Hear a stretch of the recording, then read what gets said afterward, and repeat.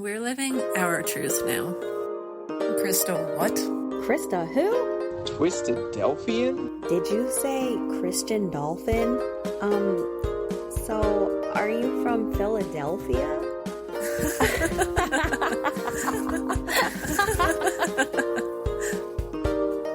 Welcome to the Life After Leaving podcast, an ex-Christadelphian podcast.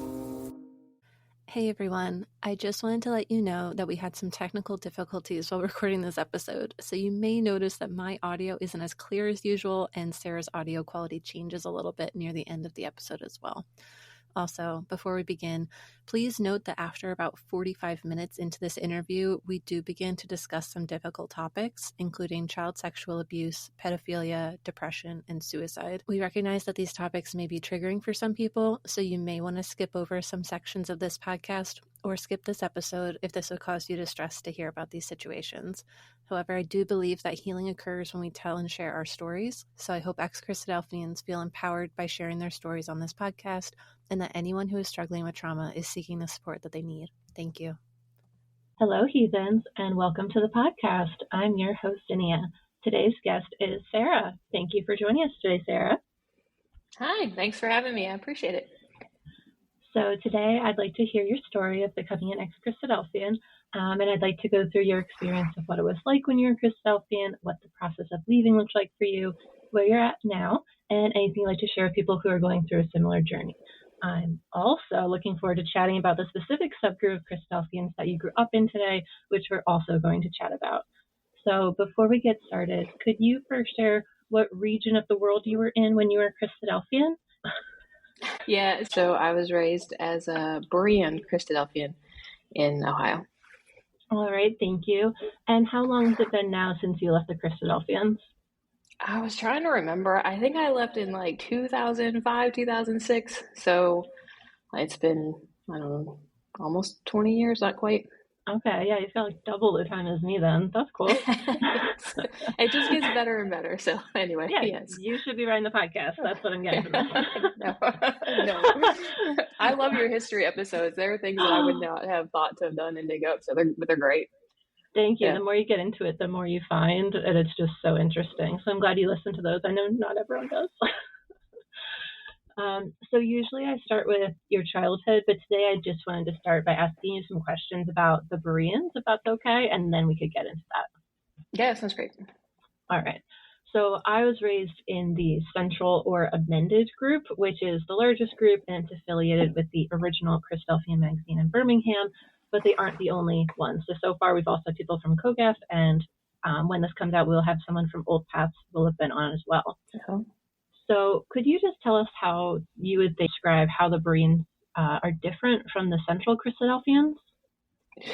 Yeah, you guys really are the heathens. Thank you. For real. That was what they started every Sunday school with. They are the heathens. Yes. Oh, no. So for my friends who might be listening who are not Christadelphians, if I can just kind of explain a little bit real quick.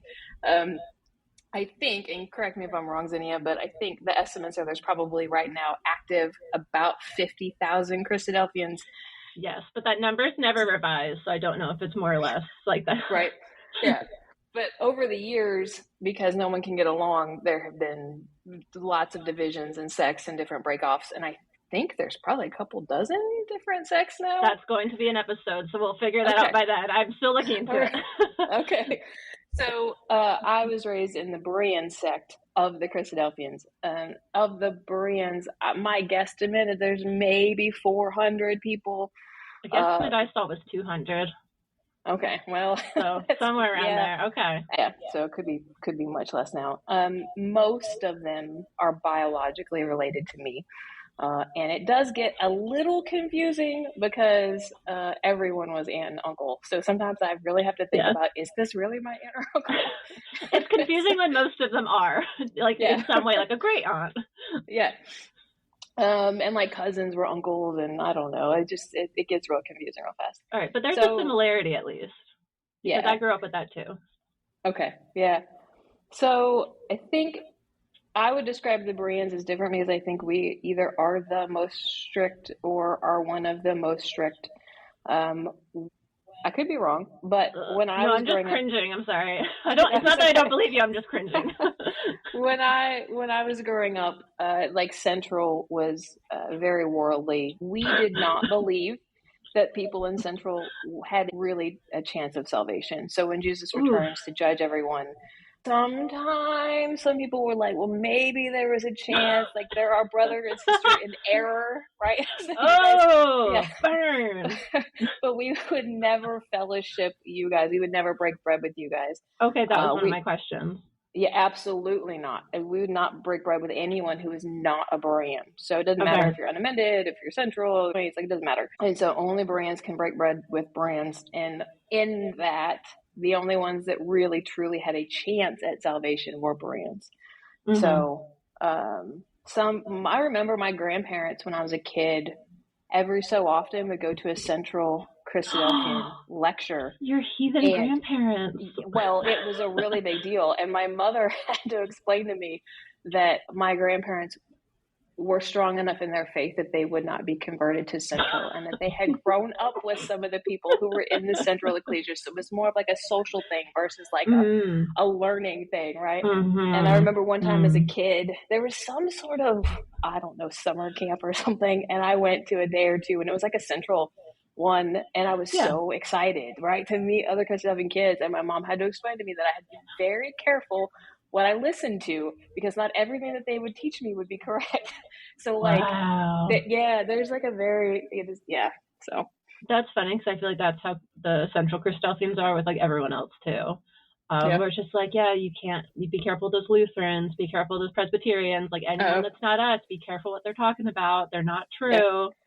Yeah. But that's interesting to hear. And it seems like the smaller the sect, the more they insist that they're right for like each of these different branches of Christadelphia. Yeah. Okay. So did that answer your question? Group. Yes. And like 4 of them. So you're really jumping ahead. But I already knew you were a storyteller from your online presence. So that's okay. I love stories. I do like to tell stories. So one thing that I'm surprised you didn't mention that I wanted to ask you about was their perspective on John Thomas and Robert Roberts, the founders and kind of early leaders of the church. What was their view on that? Okay, so the way that it was explained to me is that, I know, right? Dr. Thomas and Brother Roberts are the only ones who have the true knowledge of the Bible. And so they were... inspired is not the right word, but they were like given some additional knowledge. Mm-hmm. And so the secret handshake with God. Yes, exactly. And so the only way that you can understand the Bible is through their writings. And anytime you defer from their writings, you're not truly understanding. So as a kid, I didn't even believe I could open up the Bible and read it and understand it for myself. I had to go through like Dr. Thomas and Brother Roberts and get their knowledge and then read the Bible and be able to understand it. And so even like we did the Bible readings every night as a kid, right? And so even in doing the Bible readings every night as a kid, there was often references to their works so that we could understand like what we were reading. And I remember once I got in trouble. I'll read this later, but I got into trouble a lot for asking questions. And I remember one time as a kid, I said, Mom, if God gave Dr. Thomas and Brother Roberts special knowledge, why can't he give us special knowledge? Like, why doesn't that still happen? Yeah, she was valid question. Furious with me and told me to stop asking questions. Yeah, she was like, stop asking questions like that. I was like, okay, well, I still don't understand, but all right. Wow. So, yeah. Fascinating. Also kind of weird, because then it's like, okay, so no one before like 1840s was able to understand the Bible because neither of them was published by then. Right, so then what happens to all those people? Yeah, most of human civilization. Or the people today who don't get a hold of their books from the 1800s. Like, what? Like, yeah, they're not the most like popular books out there. Yeah.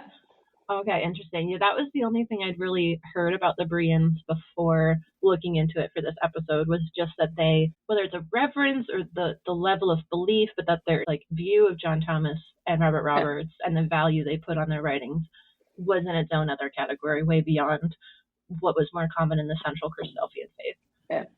There's other people too, like Ringrokraut, like, they would reference some works from him too. So there were other people they would reference sometimes, but they were very meticulous about who they would allow to be referenced and read. Mm-hmm. So it's interesting that they almost like prioritize that over the Bible, which feels a little heatheny to me. It does, right? I thought God liked his Bible. God picked all of those books to be in it. He didn't include John Thomas. Oh, forgot him. Interesting.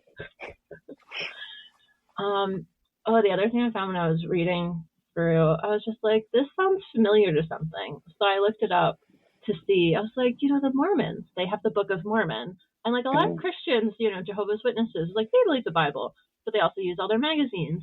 And like Christian Scientists, like, yeah, we read the Bible. And then they have their textbooks. And I was like, I feel like that's just like every other group where they encourage their members to read all their own writings.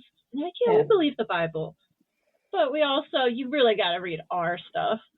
And the article said that all of those groups were cults. Interesting. So, interesting, commonality. It's so weird. Uh-huh. Yep. So did you actually read all of them then? Was it like an obligation to read those as well as doing daily Bible readings? I've read a lot. Wow, I won't tell your mom, I promise. It's like you're in trouble. I'm not going to say that I've made it through all of Elpis Israel, but I sure did try. And I have read pretty extensively of the Christadelphian works. That's what I would imagine. Yeah, but it's been a while, right? And valid 20 years plus at least. Yeah, but for my baptism, that's what I was given, right? Was all the different Christadelphian books and the works and so, and I love to read. So of course, as a kid, I was trying to read them and understand them. So one thing I'm thinking, did they buy those books from the Central Christadelphians? Because as far as I know, they're the only ones who published them. Oh, that's a good point. Probably, yeah, because they're giving money to those heathens. They are. So I was like, funny. Interesting that you have such strong opinions on the people that supply you with your book. Yes.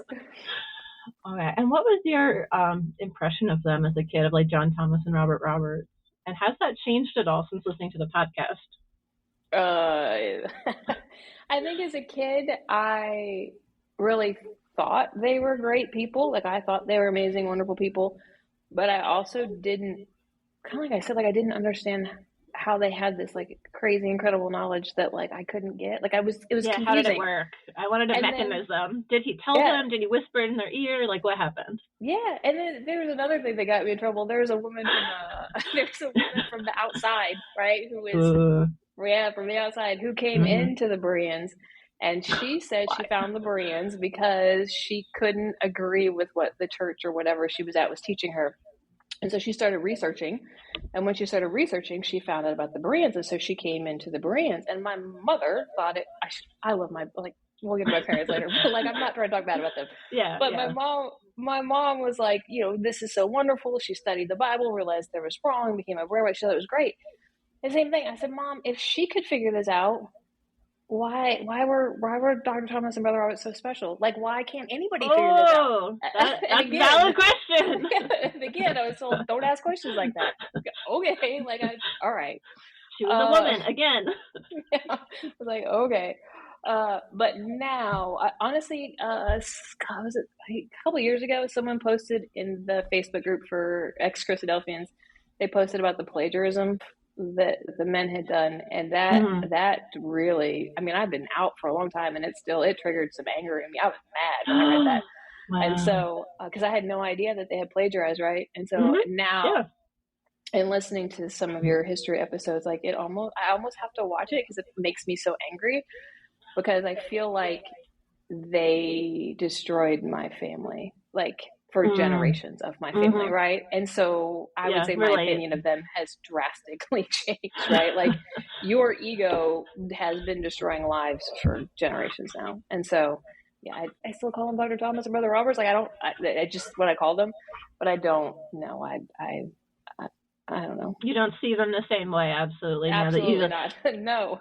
Yeah, well, the way they were always spoken about, it sounds like would have always been with a lot of respect and with emphasis on their, knowledge and capability, and then learning about kind of the things that weren't said and realizing not only how human they were, but potentially a lot of flaws and issues.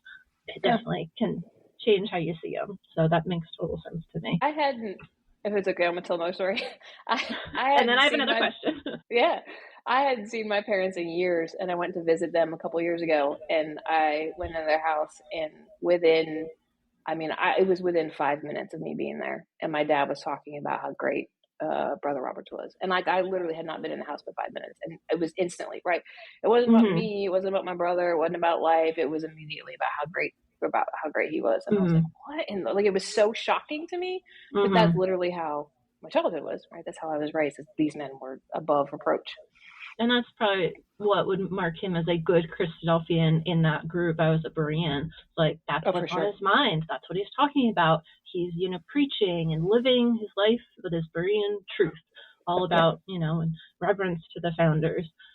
But the other flip side of that, which a lot of us see as we leave, is he wasn't focused on being a good father. Like, hey, how have you been for the last however many years? Tell me things. Let me hug you. All the stuff that children usually like from their parents. Yep. And then the other thing, plagiarism, definitely valid. We'll have an episode on that. But the other thing is, were you aware that some of the original works were altered too? Like an entire chapter of Robert Roberts' book was removed because it was so wrong? No, I had no idea. Like, it's so wild to me. Like, how can you do that? And then you're like, hey, like, this is the truth. This is all correct. It's like, oh, apparently it's not correct. You took it out because it was wrong. Yep. And then the manipulation that indicates, where it's like, we don't want people to know that they were wrong. We want them to keep thinking that. So we're just going to edit what you got. And like, who does that? Like, who thinks that's okay? Right? Like, who is like, we're going to, like, yeah, who made that decision? Yeah. But some people knew what they were doing. A lot of us down at the bottom levels, just attending meetings, didn't know. But some of the people in power knew what they were doing. Yeah. And the other thing was all the false prophecies. That's other episodes. So, again, it's just interesting to talk to someone who's like, yeah, they were, like sent from God at this special knowledge kind of thing. Not quite prophet, but just below it. And then like, okay. So that's the stuff they just didn't talk about then, huh? No, absolutely not. Okay. I'm just the heathen for bringing it up. I got it. And so did you ever go to any Bible schools or events? It sounds like you may have attended like one once with Amendeds, but were there enough Bereans to have your own? Like, how does that usually work? So I believe this is still the same today. There's two gatherings. They call them gatherings. There's two gatherings a year for Bereans.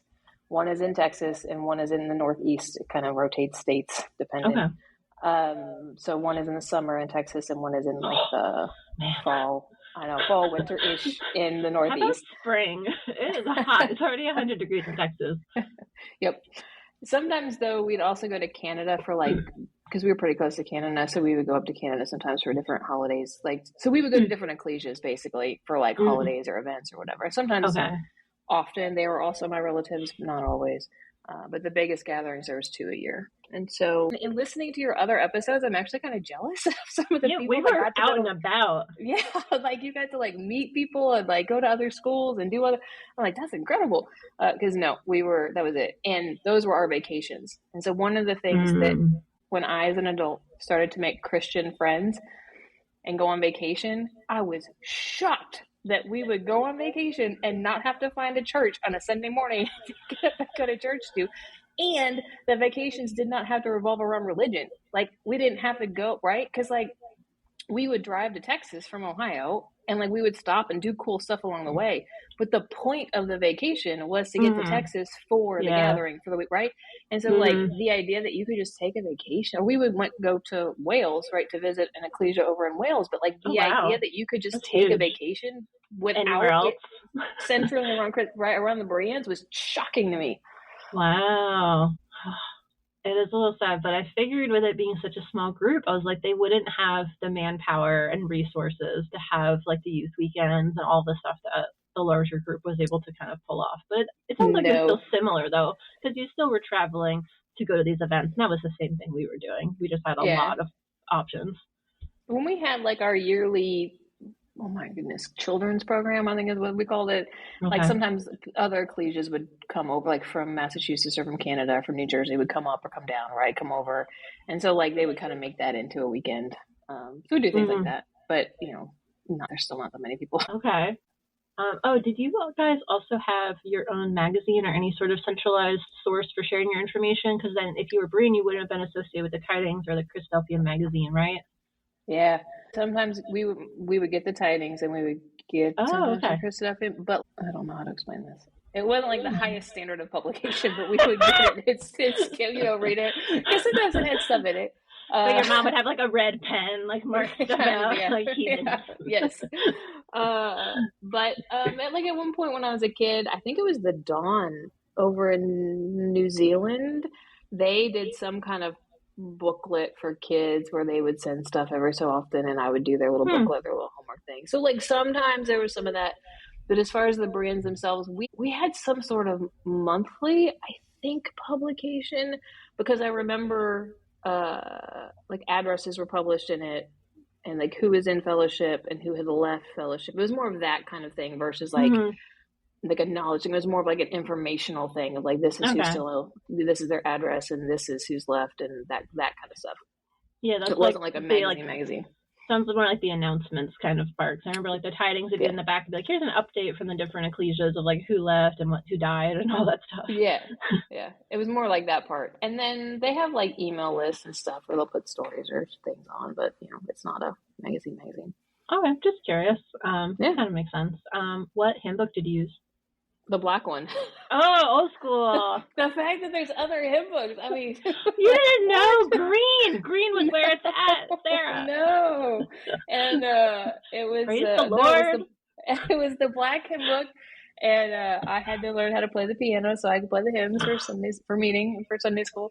And then, in fact, now this is not all Berean ecclesias, but some Berean ecclesias believe that you can only use the piano. You can't even use any other instruments. I believe it. Yeah, I believe it. And so, I have to remind people, I'm like, it says that David played the harp in the Bible. Like, there are other instruments that are, like, I don't understand. I don't think David had a piano. I was like, I don't. But yeah, no, it's the black and book. Yeah. Okay, and you already mentioned that you used the Bible Companion, right? Because you did Bible readings. Yes, yep, sure did. Roberts would be proud. Did you guys or Bereans in general celebrate Christmas? We did not. Absolutely not. Aww, so sad. I say that there are some ecclesias within the Bereans who have families who are a little looser who did celebrate Christmas, but it was. Yeah, I can't figure it out either. Well, they were often people that came in from the outside and still like kind of converted later, or I don't know, things like that. It wasn't, or they would like kind of hide the tree when people came over, kind of thing. Okay, like they did in Australia. Yeah, it's like not okay, but people do it. But that's one of the things when I was little, I was like in, I don't know, first grade or something. And I went to show and tell after Christmas break. I came back to school, and every other kid in my class had a new toy because they had Christmas and they had gotten Christmas presents. And I didn't. I was the only child that did not have a new toy for show and tell. You probably cried after. Well, I went home and I told my parents. I was upset because I wanted to know what I did wrong. I wanted to know why I was bad and why every other kid got a present and I didn't. Yeah. So why did Santa go to them? Yeah. So to my parents' credit, they did every year after that get me one small gift every year, even up until I was in high school, so that I would quote unquote have something to take to show and tell, So like, in high school, the show and tell we do in high school. Right. I'm like, I appreciate the every year. And then my grandmother, my dad's mom, and my dad's sister, my aunt, were not Christadelphians. And they would send us a box of things around Christmas, like around December, as like a winter gift. Happy end of the year, children. So they were like, we got little things snuck in, but no, my brother and I we couldn't stand Christmas because it was like all our friends were busy and had family and got to do stuff, and we're like, what are we doing? It just just living like this 1800s lifestyle. Yes. Sad Victorian children. The other topic I have was do you remember anything specifically about their views on divorce? Because that seems to be another big topic with Christadelphians. Divorce. Oh man, I think I hit a button there. Short now. I was like, you triggered me there. Yeah, clearly. So, yeah. Okay. Divorce was absolutely not acceptable and not okay, to the point where there was a division that was caused because two people. So the thing is the word against. So you can't go against one another, right? And so legally, that was the main issue. So there were it was I don't know, a year, 2 years of arguments that happened when I was like a preteen teenager over this, because they came out with no fault divorce. Mm-hmm. In other words, a divorce where you did not have to go against the other person. It was an amicable divorce. And so there were two people who got an amicable divorce from each other. It was a no fault divorce. And there are still people who consider themselves Bereans who will not fellowship with other Bereans. There are husbands and wives who have been split over this issue who do not fellowship together because they cannot agree over this against versus not against. Is it okay to get a divorce in this circumstance? Is it not okay to get a divorce in this circumstance? It literally, I'm like, there are so many bigger problems. I'm like, are you kidding me? I guess John Thomas and Robert Roberts weren't specific on that, huh? No, they should have been clearly. Could you have been a little more specific about this? But the arguments and the lectures and the back and forth that I heard as a child with people going against, that's not the heart of anything. It's not where is the heart in this? I don't understand. When I tell people, I struggled for a long time and still sometimes do to understand healthy love, because that was, you saw marriages breaking apart over one disagreement of a theological thing, not even anything that related to their life. Yeah. I was like, I don't, yeah. So I wonder if that actually caused any divorces. It hasn't caused a legal divorce, but it's caused people to not go to the same ecclesia. Yeah, like a spiritual divorce. Yeah, exactly. Wow. Did you have any other comments just on growing up in a small split ecclesia? Just because I had asked someone, what do you want to know about splits in different groups? And one of them had just said, I wonder how that impacts kids. And so, you weren't really there when the Bereans split originally and became the Berean group instead of part of the main group. But did you have any comments you wanted to share about your feelings about that? Well, sure, because there was even an argument at one point about head coverings, because we had to wear head coverings in meeting, and some of the women decided that the hair was the glory, and they didn't need to continue to wear head coverings, and that almost caused a division and a split. I believe it. To the point where finally what they decided in order to not have a split was that if you wanted to play the piano, you had to wear a head covering, but if you weren't going to play the piano, you could sit in the ecclesia and break bread and not have a head covering on. But it was to that. But it was again argument upon argument upon argument. Yeah. And at some point, I was a preteen or a teenager, and the no-fault divorce thing happened, and then all of a sudden, there were people whose ecclesias we used to go visit who we wouldn't go visit anymore because we couldn't break bread with them on Sunday, even though we both call ourselves Bereans. And so, but they were the quote-unquote right Bereans, and we were the quote-unquote right Bereans, and so, there was no rebranding that happened. And so, they didn't make a new name. They were both Bereans, and they're stubbornly sticking with it, but can't associate with each other. And so, as a kid, seeing that and witnessing that, honestly, I had bigger problems. But especially as a teen. But also, you think that's normal. You think, right? I thought that was normal. I thought that was the kind of stuff that was really important. I thought that was the kind of stuff that people argued over, and it would break my heart. And at one point, I actually, during the head covering issue, I remember I was so upset about it. I actually wrote a letter to the ecclesia, and I was 13, 14, I think. Yeah. Maybe younger. And I wrote a letter to the ecclesia about how, that wasn't love, and I didn't understand, and, why couldn't they just be kind to each other and accept each other? And I gave it to my mother because I wanted her to read it and mail it. And my mom was like, I can't send this, right? She was like, I can't. So she wouldn't send it. She was like, I can't send this to them. But I can't support your message of love. Sorry, daughter. Yes. This is too extreme. But that was the heartbreaking for me. Even as a kid, I was like, I don't understand. Why is this going on? Why can't we stop this? Why can't we I still can't grasp it. And so, and then, like I said, thinking that I had friends in the Bereans who were Bereans who believed mostly what I believe, but now maybe Jesus was going to come back and judge them unfavorably because of this one thing. It just messes with your head so much. messed with my head. I don't know. It sounds like they changed the expectations too, because then it was suddenly so high where it's like this one thing could stop you from getting this eternal reward that you worked your whole life for. Yeah. So that's intense. I tell people it's like a check sheet, and like you have to check the boxes, and if you're not checking the boxes, you might not be found favorable because you don't know. It's not guaranteed.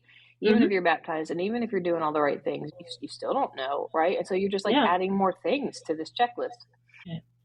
This is all so interesting, and it's funny how worked up you're getting. But this is good because on the other podcast, they're just like, oh, so you were in this group, huh? What was it called again? Whereas I'm like, what hymn book did you use, Sarah? I was like, you are bringing some up for me. I'm like, oh. I don't usually get quite this riled up. I have specific questions because I grew up in the same environment. I know what to ask. I have some history facts to share with you next. Okay. And this is kind of for the general audience as well. So, according to the Wikipedia article on Berean Christadelphians that I read through, this subsect developed in the early 1920s. And fun fact, most North American amended Christadelphians left the amended and joined the Bereans. Oh. But that only lasted 30 years until the 1950s, and most of them rejoined Central and became amended again. So, if they hadn't rejoined, I would have been raised Berean too. Because I was also in North America, and my family would have been one of those groups. You missed out, man. I'm telling you. I think I did better. I think I'm okay.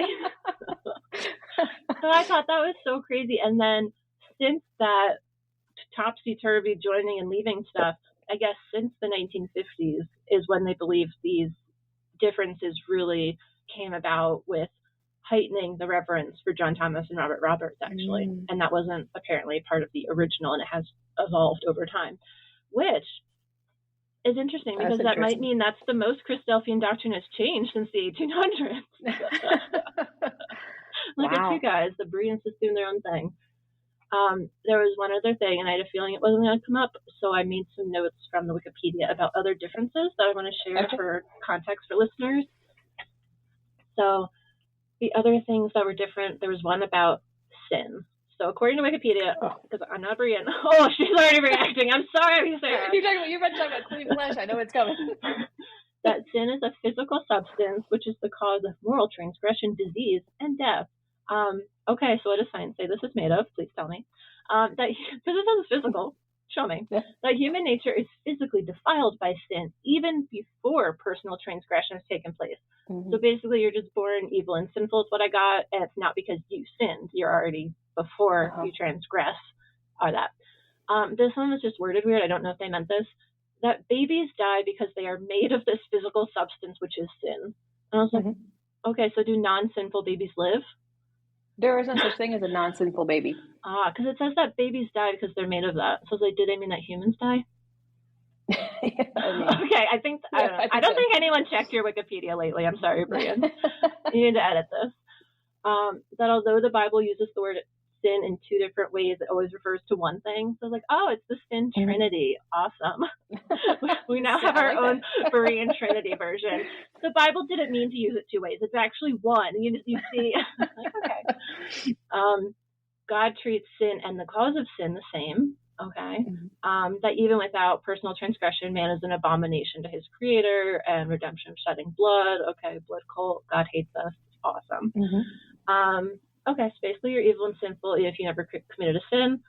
Bleak, but good to know. That's what they believe. And then there was the other big differences I was seeing is about Thomas and Roberts. So the way they phrased it was that John Thomas was raised up by God to restore the truth to the earth and was chosen by God because of his unique fitness to the task, which sounds an awful lot like saying he was a prophet. But not using that word. Like, how can you describe this without using the word prophet? Yes. Yeah. And that the, quote, pioneers, Thomas and Roberts, should be the first reference for any interpretation of Scripture, which is pretty much exactly what you said, and are authoritative in their interpretation of Scripture. And my thoughts on that is that makes, so far, the Bereans sound like the cultiest subsect of Christadelphians. Because when I grew up amended, we literally had a CYC night where they're like, we need to learn to defend ourselves from being called a cult, which red flag in itself. But I also learned that. I was going to ask you that. Yeah, one of the things that we had was we're like, oh, well, we don't have a leader. Cults have like that charismatic leader, and then you guys were like, we love our leader. Are you kidding? Like, they're the best. You want to read their book? We love them. Yeah. They're like, oh, no. And because I think the amendments are at least like, this looks bad. Like, let's minimize it. Like they're just brothers. They're helpful. They, just rediscovered it, whatever. Like, they have all these funny ways of trying to like skirt around it. And then you guys are like, no, they're awesome. We love them. No, but I was actually taught the same thing, that was the first point, was that we don't have a like basically a charismatic leader that we follow. So it's not really a cult. Even though, to your point, like their works are, they're just dead. Yeah, they're just dead. So strange. But yeah, and it said they taught that the neglect of the regular reading of their writings was to put their salvation at risk. That you had to always be reading them as well as the Bible, which more homework as well. So sorry, Sarah. That's a lot being a Berean. More to do. Yep. All right. But I think all that was probably really helpful for everyone else, because it gives us a little more understanding of the environment you grew up in, and is educational for people who never met a Berean, because you wouldn't associate with us. Exactly. Can we talk a little bit more about the clean flesh and the sin in the flesh thing? Go for it. And I bring it up because it has profoundly impacted my life today. Okay. So the background is, not all Christadelphians believe you were born sinful, right? It's called in the Christadelphian world, it's called clean flesh. As a Berean, I was raised that I am sinful inherently from birth. Like, it doesn't, like, to your point where you said earlier, like, even if I quote unquote never did a sin, my nature is still sinful. And Grokraut talks about this in one of his books. He says something about like sin is in the fiber of our being. Like, there's no it's way a physical around substance made of sin. It sounds like. And like and to that point, like, I am inherently sinful. And anyway, so I just, like, sometimes people don't always understand that and how different it is. And it's another point where sometimes I'm like, man, I wish I'd have grown up in a different Christadelphian sect. Like, anything else, because it was so drilled into my head. I just remember them talking about Adam and Eve a lot and being like, that's when it started. We were fine before then. And then they messed it up for us all. And I was like, okay. It was original sin, I think it was, that I heard more about. Yeah. But I honestly don't even remember that being a huge issue. But I might have tuned out and not listened to some of the lectures. So don't take me as the ultimate authority on that. All right. So are you ready to get into the beginning of your story, your childhood? I am, yeah. Okay. So I think we already know the answer to this, but if you want to answer, were you born into the group? I was, yes. I was born into it. Okay. And then can you share with us if your family intentionally had Bible names, Sarah? Yes. My name is Sarah Ruth. Ooh, Sarah Ruth. Yes. And Ruth was my grandmother's name, but she was also a Berean Christadelphian. So, but yeah. I won't say my brother's name, but it is a very biblical name. So, it wasn't like a name, though. It sounded like, I think you had told me, and it was like an object in the Bible. Yes, it was like a noun. So it wasn't one that we would know. It wasn't like Luke or Cornelius or something. Okay. Yeah, like all of my cousins have biblical name. I mean, everyone, my aunts, uncles, everybody has a biblical name. It was, again, weird to me when I met Christians who did not have Bible names. Like, I really? It was that entrenched. Yeah, because I was like, wow, how do you name your kid and it's not in the Bible? Like, I really did not understand that. Like, how is that okay? But did you have any Eusebius? Because that was John Thomas's daughter's name. So that should have been your name, really, by a good Berean. Come on. I feel like they missed the mark. God's going to not be happy with them for that. I'm glad they missed the mark on that one. I can't tell you how many times I randomly get an email saying, I grew up with a UCB in my meeting, and now I know where the name came from. And I'm like, oh, like they're out there. Yeah. Yeah. The people that knew John Thomas's daughter's name. Yep. Yeah. Huh. Also, one thing that this makes me think of now, I wonder if any ex-Christadelphians have made heathen Bible names where it's like, here's Delilah and Saul and Judas. Yep. Instead of all the good ones. Like, there's some underutilized names. In fact, my name is so biblical that my parents actually put the H at the end of my name instead of without the H, because God changed Sarah's name and they wanted me to be the faithful Sarah with the not H the Sarah. after and not the before Sarah. Yeah. Like, wow. I mean, like, they really put thought into that's this. That's a detail. Yeah, that's a specific detail. Wow. Yeah. Okay. Well, good thing you were blessed with holiness with your name, Sarah. Lucky you. It's a good thing. So, do you want to share some of the good things you remember from your childhood being raised Christadelphian, if anything? I'm sure there was something.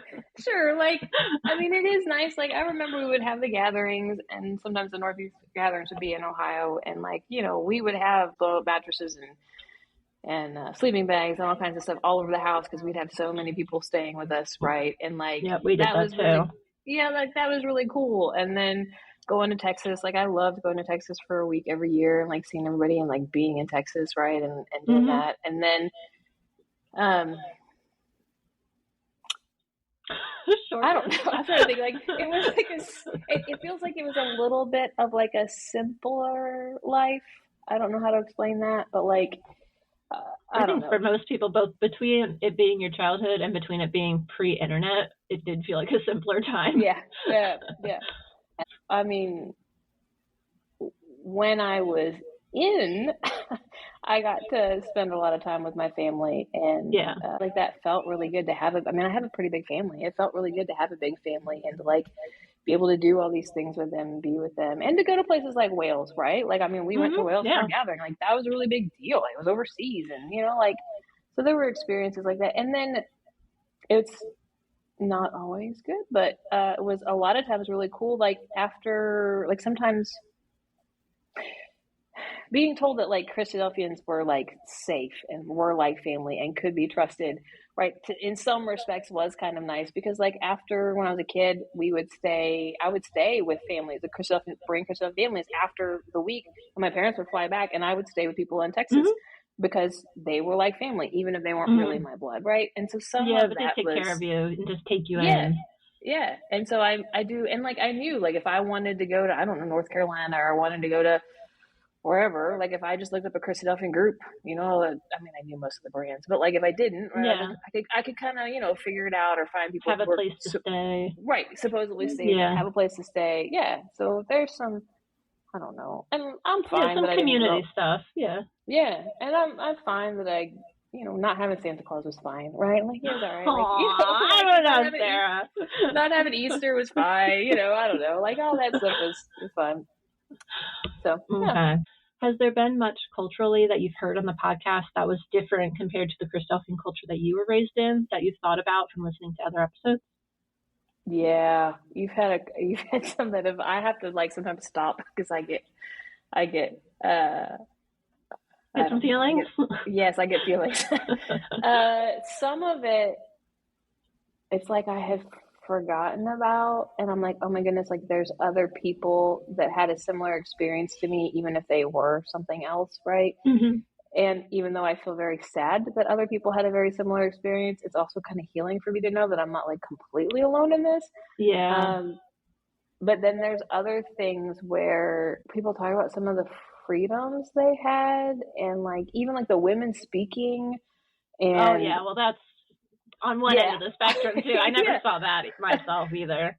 But even hearing some of that, and then, you know, you had someone on who talked about like global warming and current events and that kind of stuff. Like just knowing that there were Christadelphians out there that like got to experience some of that, and I can't remember his name, the guy you had on that was the missionary in Jamaica for the Christadelphians, right? Like some of his stories, like I was like, oh, that actually sounds really cool. Like, but there are some things that I hear other people do, and I'm kind of like a little jealous. I'm like, man, that sounds like it would have been awesome.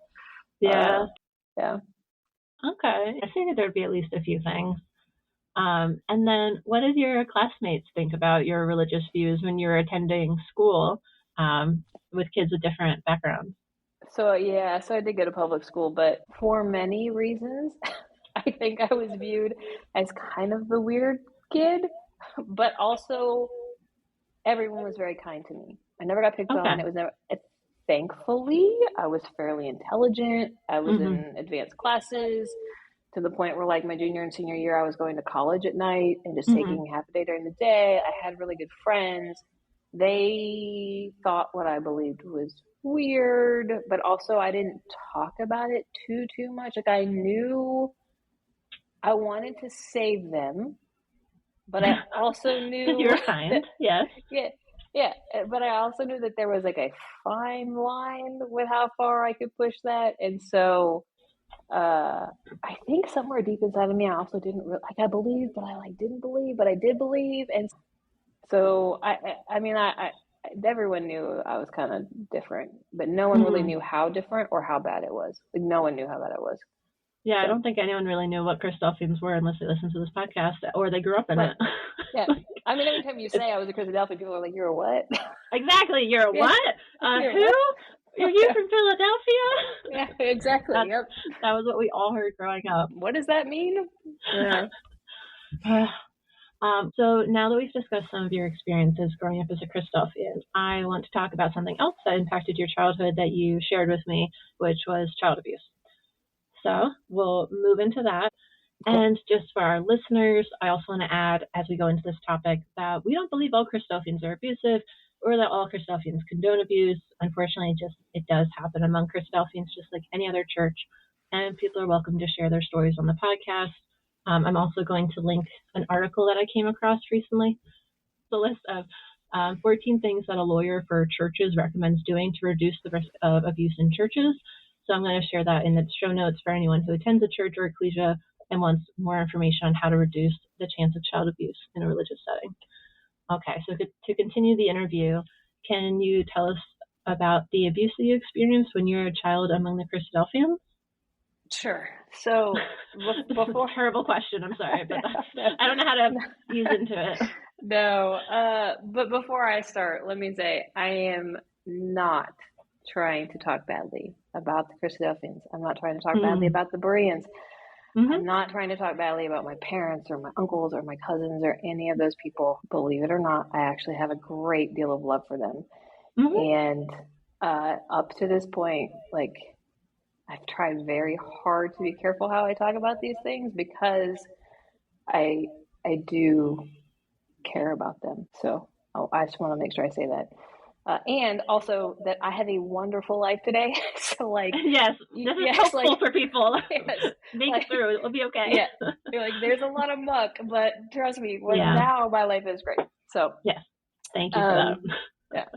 Yeah. So to answer your question, I do not ever remember not being sexually abused. So my earliest memories are of sexual abuse. So it was by a relative who was also a Berean Christadelphian at the an adult, ecclesia. I assume. Yes. So like a really old adult. Yeah. So I was sexually abused from the time, from diapers until I was about 8 or so. My understanding is that people saw and witnessed some of the abuse. And when I said, well, what did you do to help me? I was told, well, we would pick you up and take you away from him. But I was still around this man on Sundays. Yeah, I brought you right back next week. On Sundays, on Wednesday nights, on gatherings, we would go over to his house regularly. Like, it was not an odd thing for us to be over at his house. We would take you away from him and then bring you to his house. We'd just deliver you to this man. Yeah. Great. So when I asked why the sexual abuse stopped when I was 8 or 9, so why did it stop?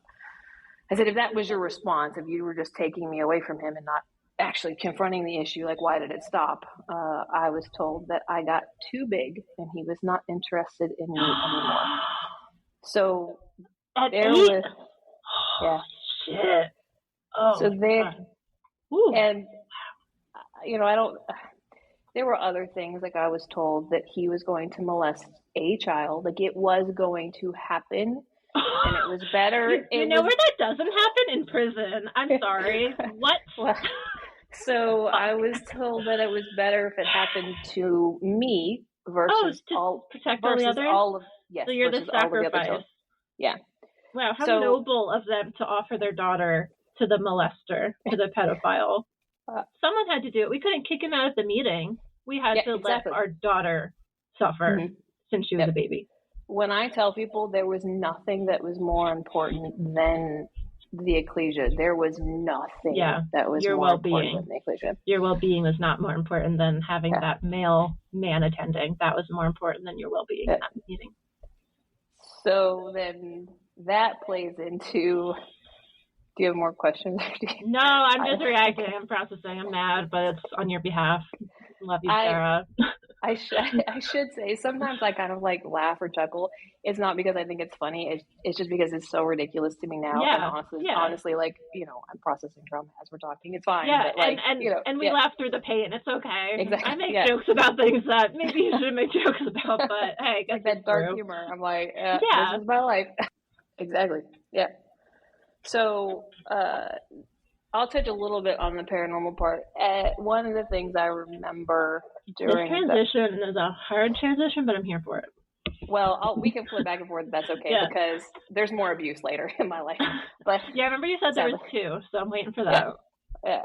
So one of the things I remember it's not really paranormal, but one of the things I remember during the sexual abuse was that I remember being held by, like, it sounds weird, but like God or an angel or something, right?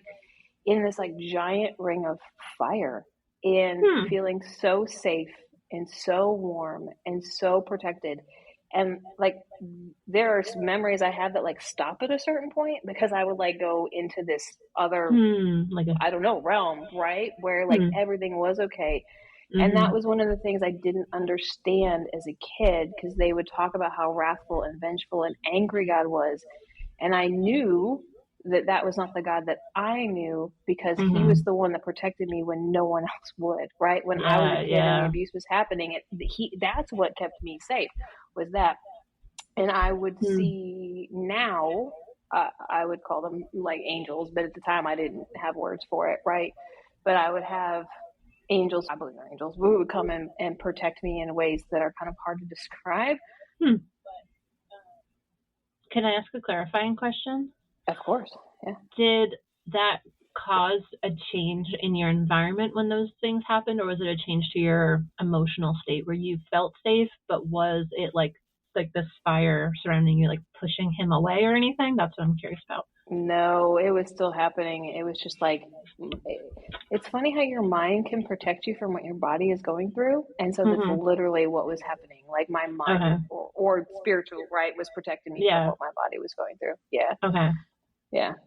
So it was more on like the emotional side, like you felt safe at least. Yeah. It was protecting you. Okay. That was what I wanted to know. Yeah. So I'll segue into the second then if you want. Okay. If you want to continue talking, you had mentioned that there was a second person. So I was like 8, I think, when the second abuse stopped. And then I had about a year of no sexual abuse. And then I was like 9 or 10, and the second man started to molest me.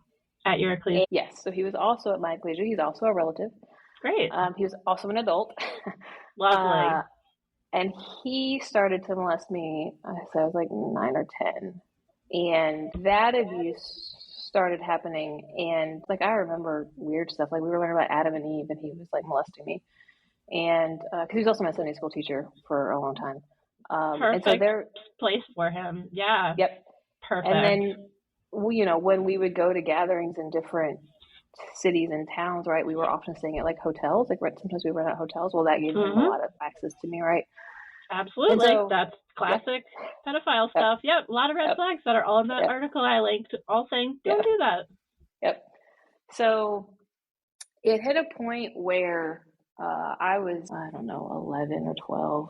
And I knew from the abuse that I had experienced as a smaller child that it was escalating. And I was like, uh-oh, like this is about to get like way worse. It was already bad, right? But I was like, it's about to get a whole lot worse. And so we were actually at a gathering in another state, and I was like, I didn't know what to do. I didn't know how to stop it. So I did outcry to someone. I was like, hey, I need some help.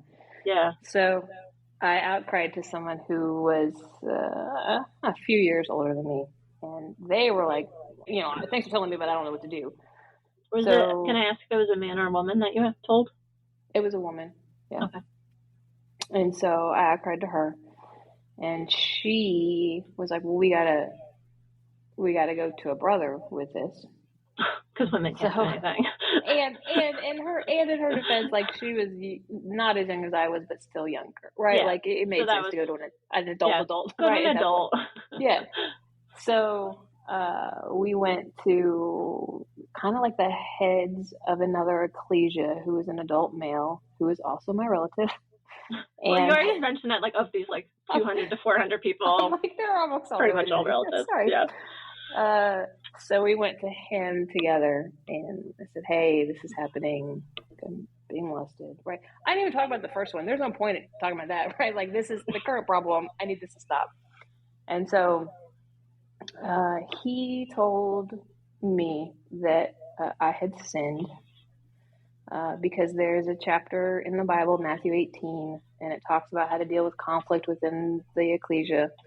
And the first thing that you do with conflict in the ecclesia is you go one-on-one between you and I have the verse if you want me to read it. Sure, go for it. I think it's verse 15. Moreover, if thy brother shall trespass against thee, go and tell him his fault between thee and him alone. If he shall hear thee, thou hast gained thy brother. And if he shall neglect to hear thee, tell it unto the church. But if he neglect to hear the church, let him be unto thee as a heathen man and a publican. Mm-hmm. So I had sinned because I went to other people with the fact that I didn't like the fact that he was molesting me before I went to him one-on-one to tell him that I did not like that he was molesting me. I do have a comment on this, but I can let you finish your story first. No, go ahead. I read Matthew 18 in preparation for this episode because you mentioned that to me before this. That was verse 15. You want to hear verse 6? Sure. I've got one for you. But whoso shall offend one of these little ones which believe in me, it were better for him that a millstone be hanged about his neck and that he were drowned in the depths of the sea. Verse 6 of Matthew 18 in the King James Bible. That's the verse I would have given you, honey. Let's go get a millstone. Let's go take his ass to the ocean. And we're going to throw him in, as God told us we shall do, because we are believers. Yeah. There's two interpretations available from just that chapter alone. Yeah. That would have been a much healthier verse for them to have responded from, honestly. God said you should have drowned your abusers. That was what God wanted for these people, especially against the little ones, against children, as opposed to making you handle conflict with an adult by communication only. You just need to tell him he hurt your feelings. Yep. What?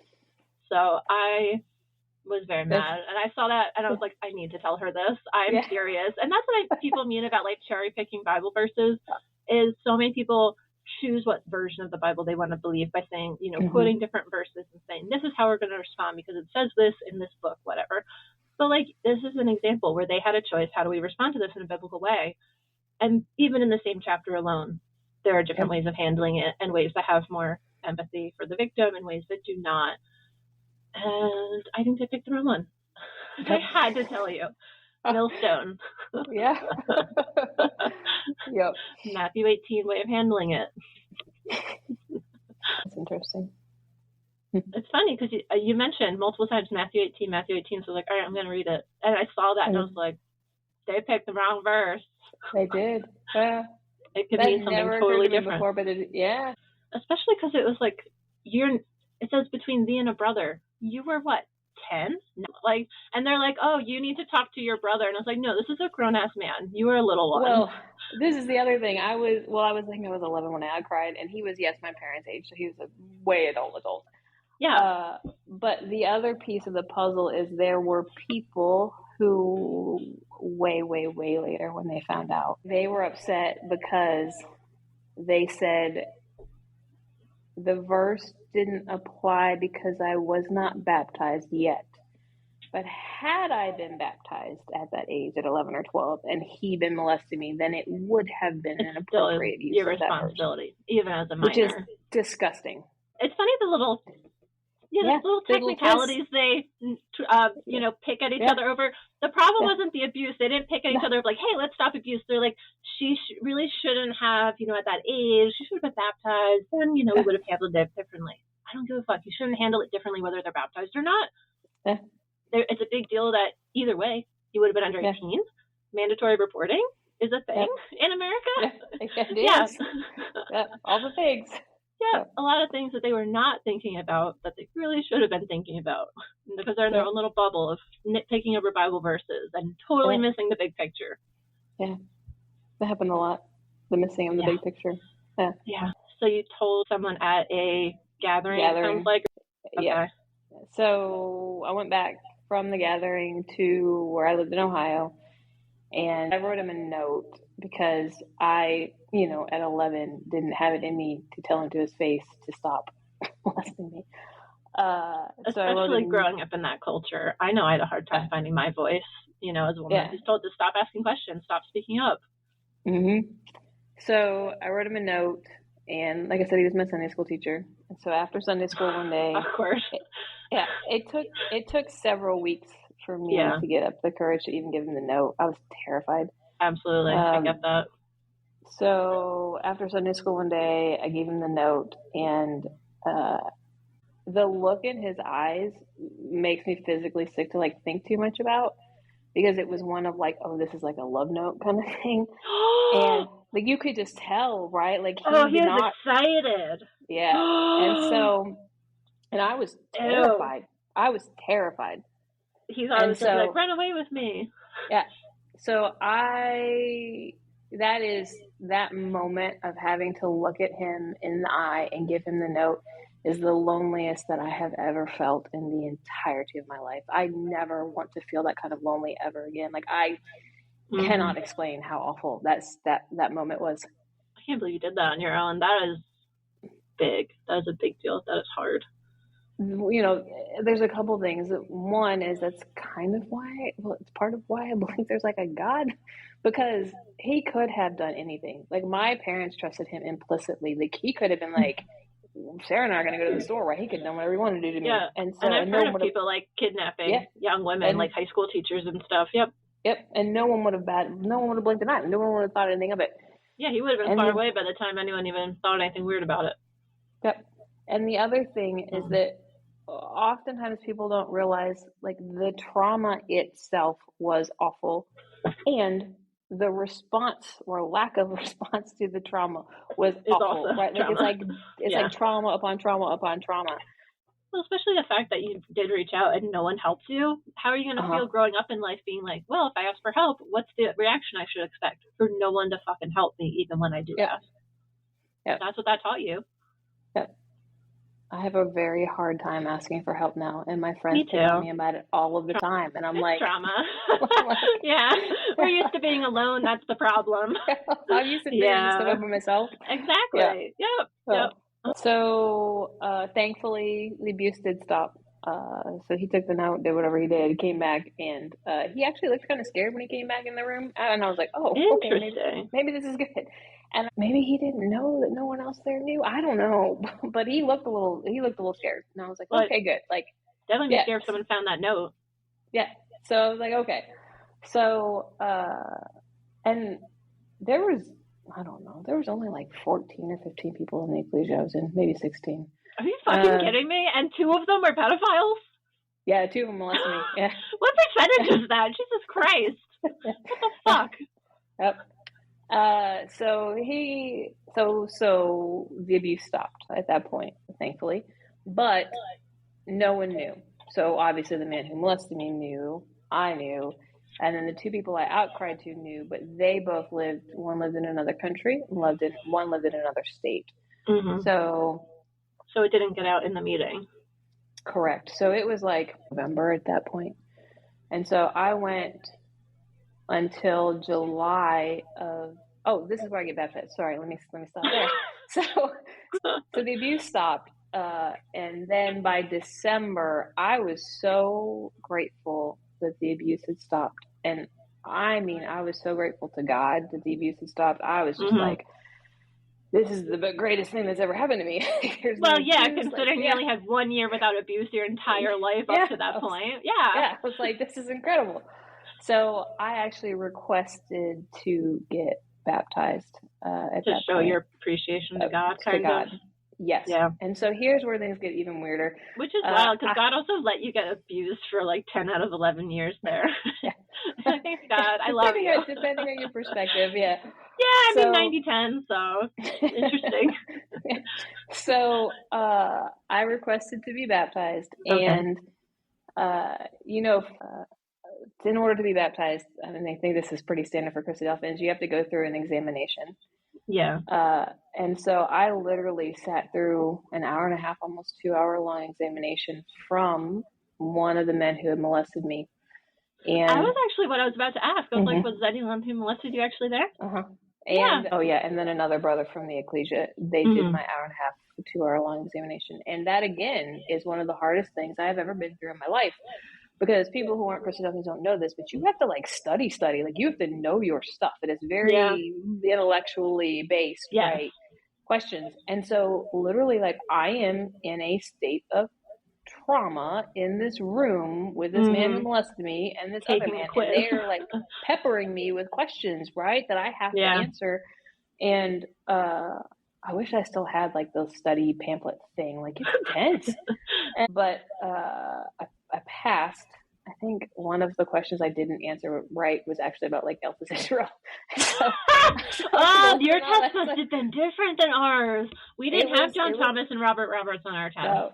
It was intense. But yeah, it would have to be different for the Bereans. How would you know if you're a good Berean and not an amended heathen like me? Exactly. Yeah. And then there's a part of me that thinks about the kind of gall that takes to sit and examine a child that you've molested to be into this, into fellowship. But these other 14 people. Yeah. So, but I passed and I was baptized, and they decided that, he was the man who molested me was going to baptize me. Ew, don't touch me. That is one of the only times in my life when I absolutely put my foot down.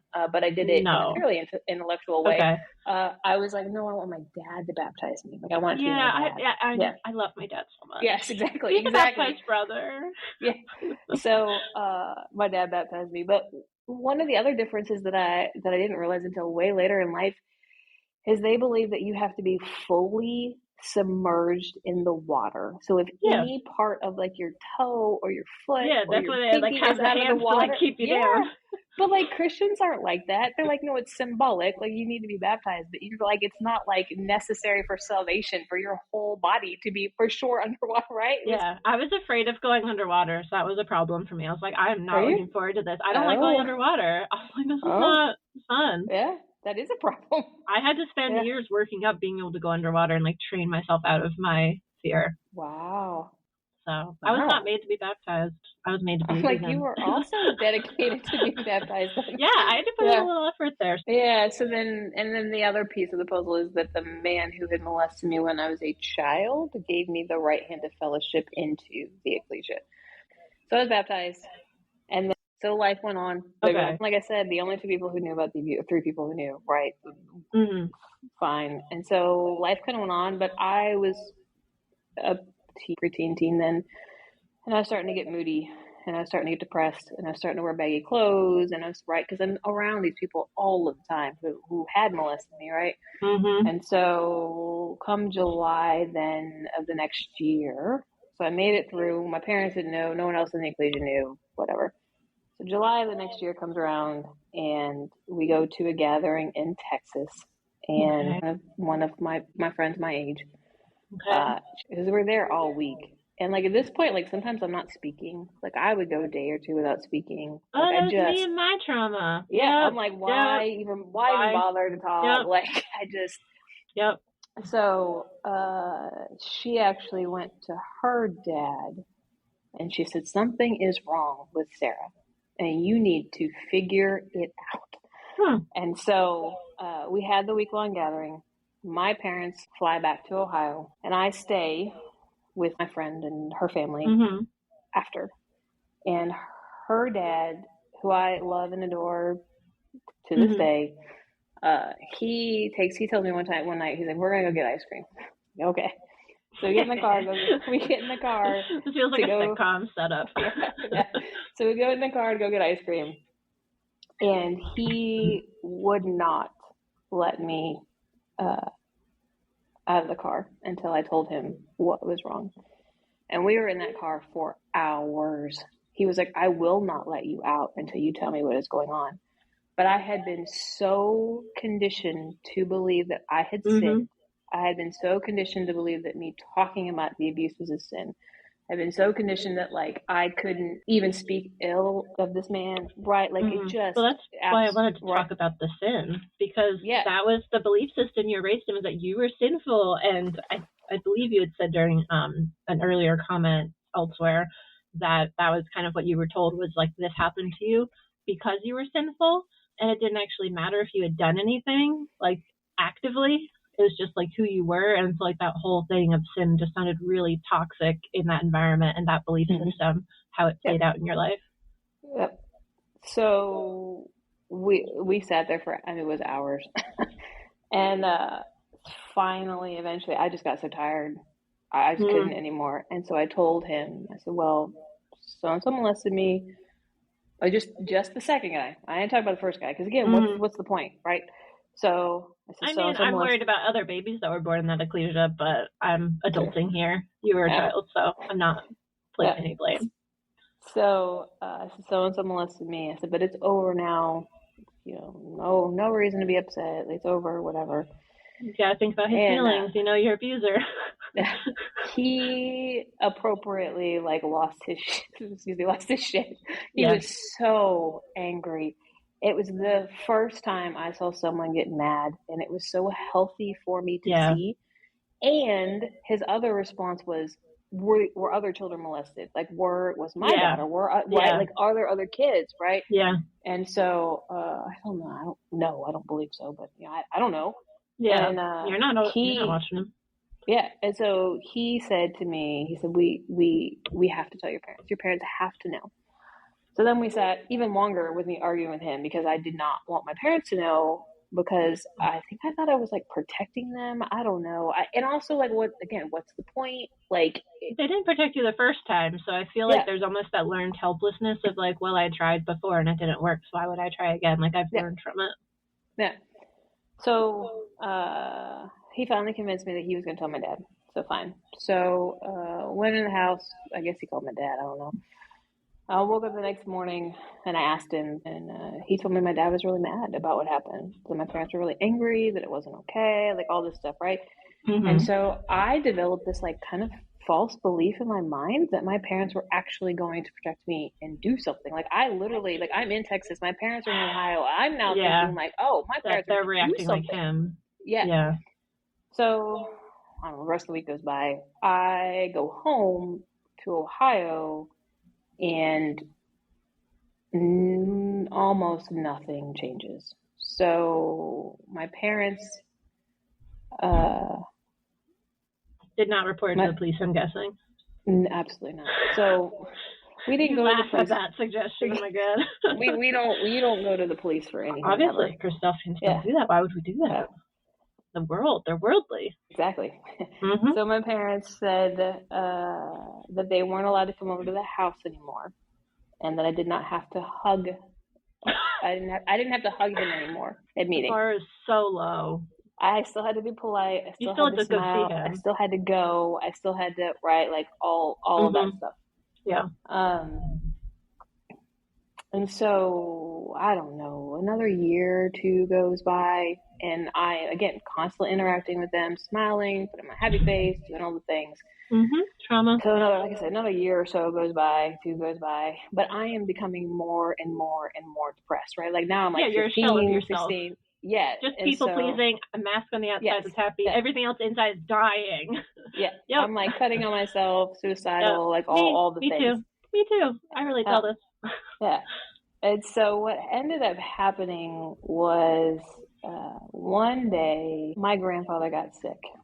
My parents had left to go to the hospital to be with my grandfather. He died years later, but he was sick at this point. So my parents left meeting early for one reason or another to go do something with him. And someone at that ecclesia said something negative about my grandfather.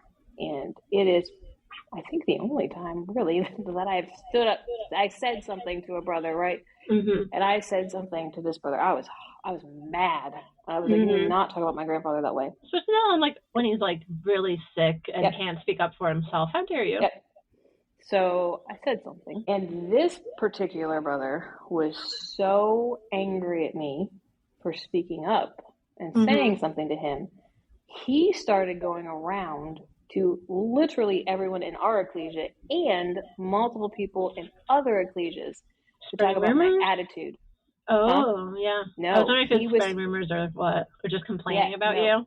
Yes, exactly. Wanting to know why I was acting the way I was acting, telling people that I was moody, that I wasn't polite enough, I wasn't smiling enough, that I was rude. Because insulting someone's grandpa is so polite.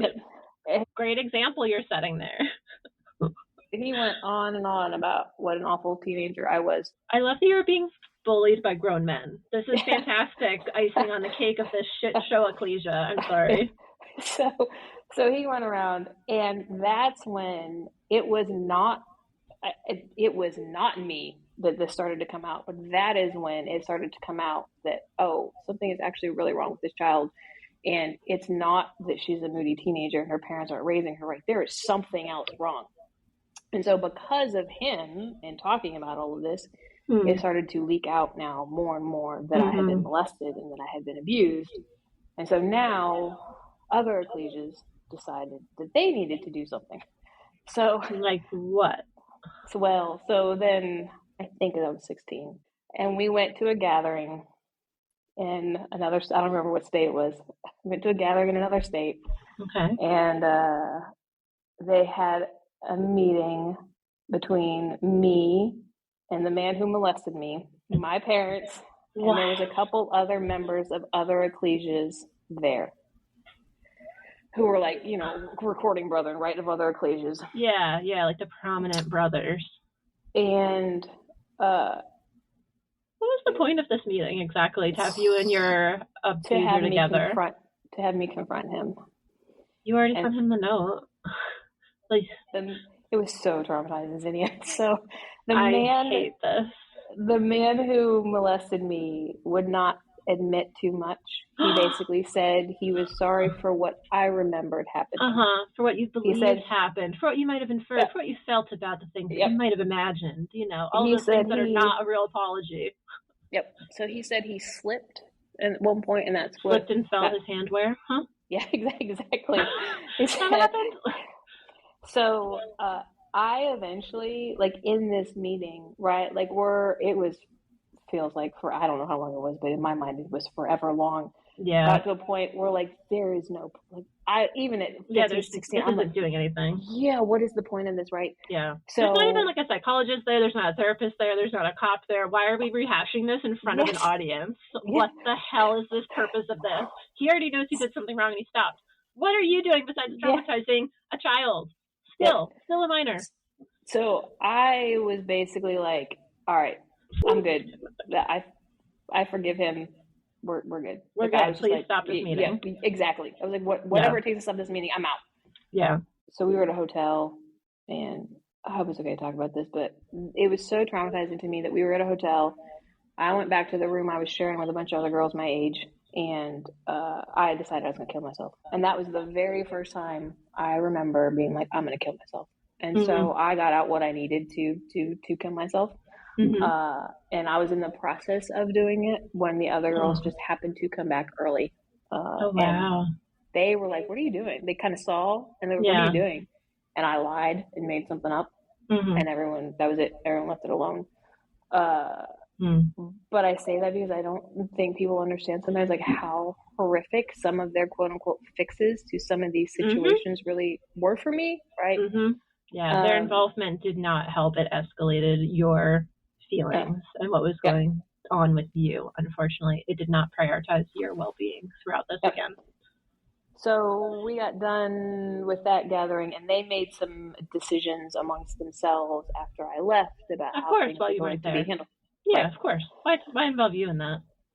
So we went back, and the decision was made that the man who molested me when I was older was going to specify that.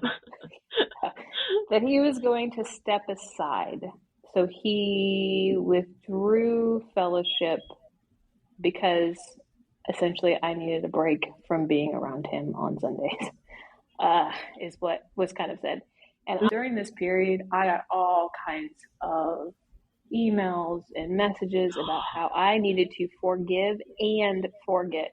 So forgiveness and forgetting are essentially the same thing, to the point where I got so fed up with it, I literally wrote what I would call today a dissertation based on Brother Thomas and whatever, Dr. Thomas, Brother Thomas' works about how forgiveness was not forgetting. Like I wrote almost a dissertation using their works to prove it, and emailed it to people to say, I can forgive and not have forgotten. Like, and I got some emails back that were like, wow, this is really well done. Okay, we agree. Right? Like, wow.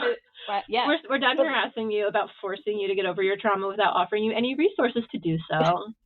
So that was, and it was constant, honestly. I can't believe that. Wait, you only went to an ecclesia with 14 people. So did everyone there, all the other 12 people, start harassing you and sending you these letters and stuff? Or was this from other meetings? Like, what was going on? Other ecclesias were emailing to talk. All these random adults were harassing a 16-year-old who nearly killed herself over the trauma, telling her that she had to get over it. Is that what I'm hearing, Sarah? In other words, in my words, yes. I'm the one saying that. Yes. Yeah. Okay. Because I'm still furious for you, and I'm sorry for you. Thanks. I forget sometimes to get mad. Like, it's weird, but I like it. I don't know. It's weird. And sometimes you just get numb, too. It's like I've thought about that so long. You kind of smooth over the rough part. It feels like a different life sometimes. I'm like, oh, that did happen to me. That was my life. That's the benefit of growing older. That's a smaller chapter of your life. Yeah. So we went back. He withdrew because I didn't want to be around him. I got all these emails about forgiving and forgetting. And then... What did people email him, do you think? Nothing. Stop molesting children? Like, I honestly doubt anyone did at all. I think at one point they told him he had to go to therapy. I think maybe. I'm not sure. I really don't know. I'm underwhelmed. Yeah.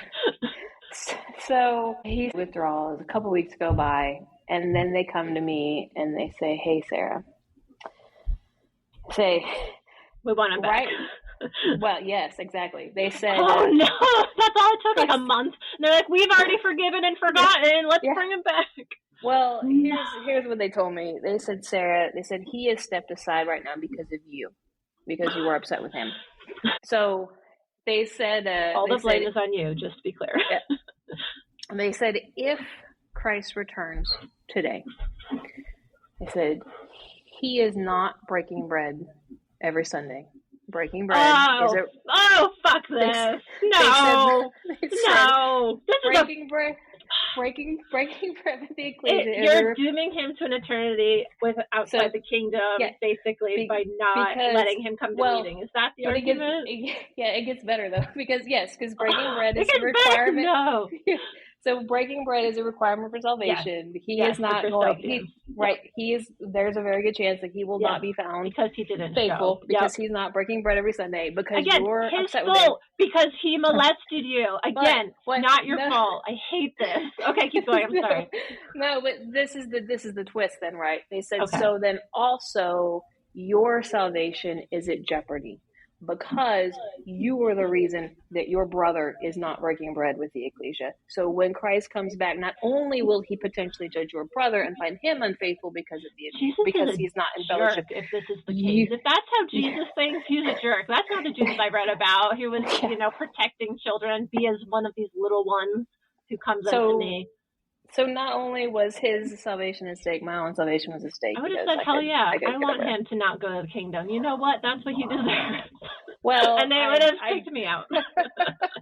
I did not. I was like, no, of course not. Especially not in that solemn environment. I'm sure you were very quiet and polite because that's what you have to do to people please your way out of that environment. I get it. I get it. I said, okay, let him come back. I'm out. And then you got one or the other. Well, you picked your choice. You wanted the molester. Yeah. So I'm gonna say, but yes, of course. So just like I did for a few years. Yep. But the other place this comes into play is that eventually some of my kid friends at school started to find out. They didn't know, but they kind of knew something was happening. And then other things happened, and so they told people, and those people at some point called CPS, and there was some kind of I ended up in therapy because I was like, I got to go to therapy, and the school was kind of like, your child's got to go to therapy. Yeah, they mandated it. Yeah.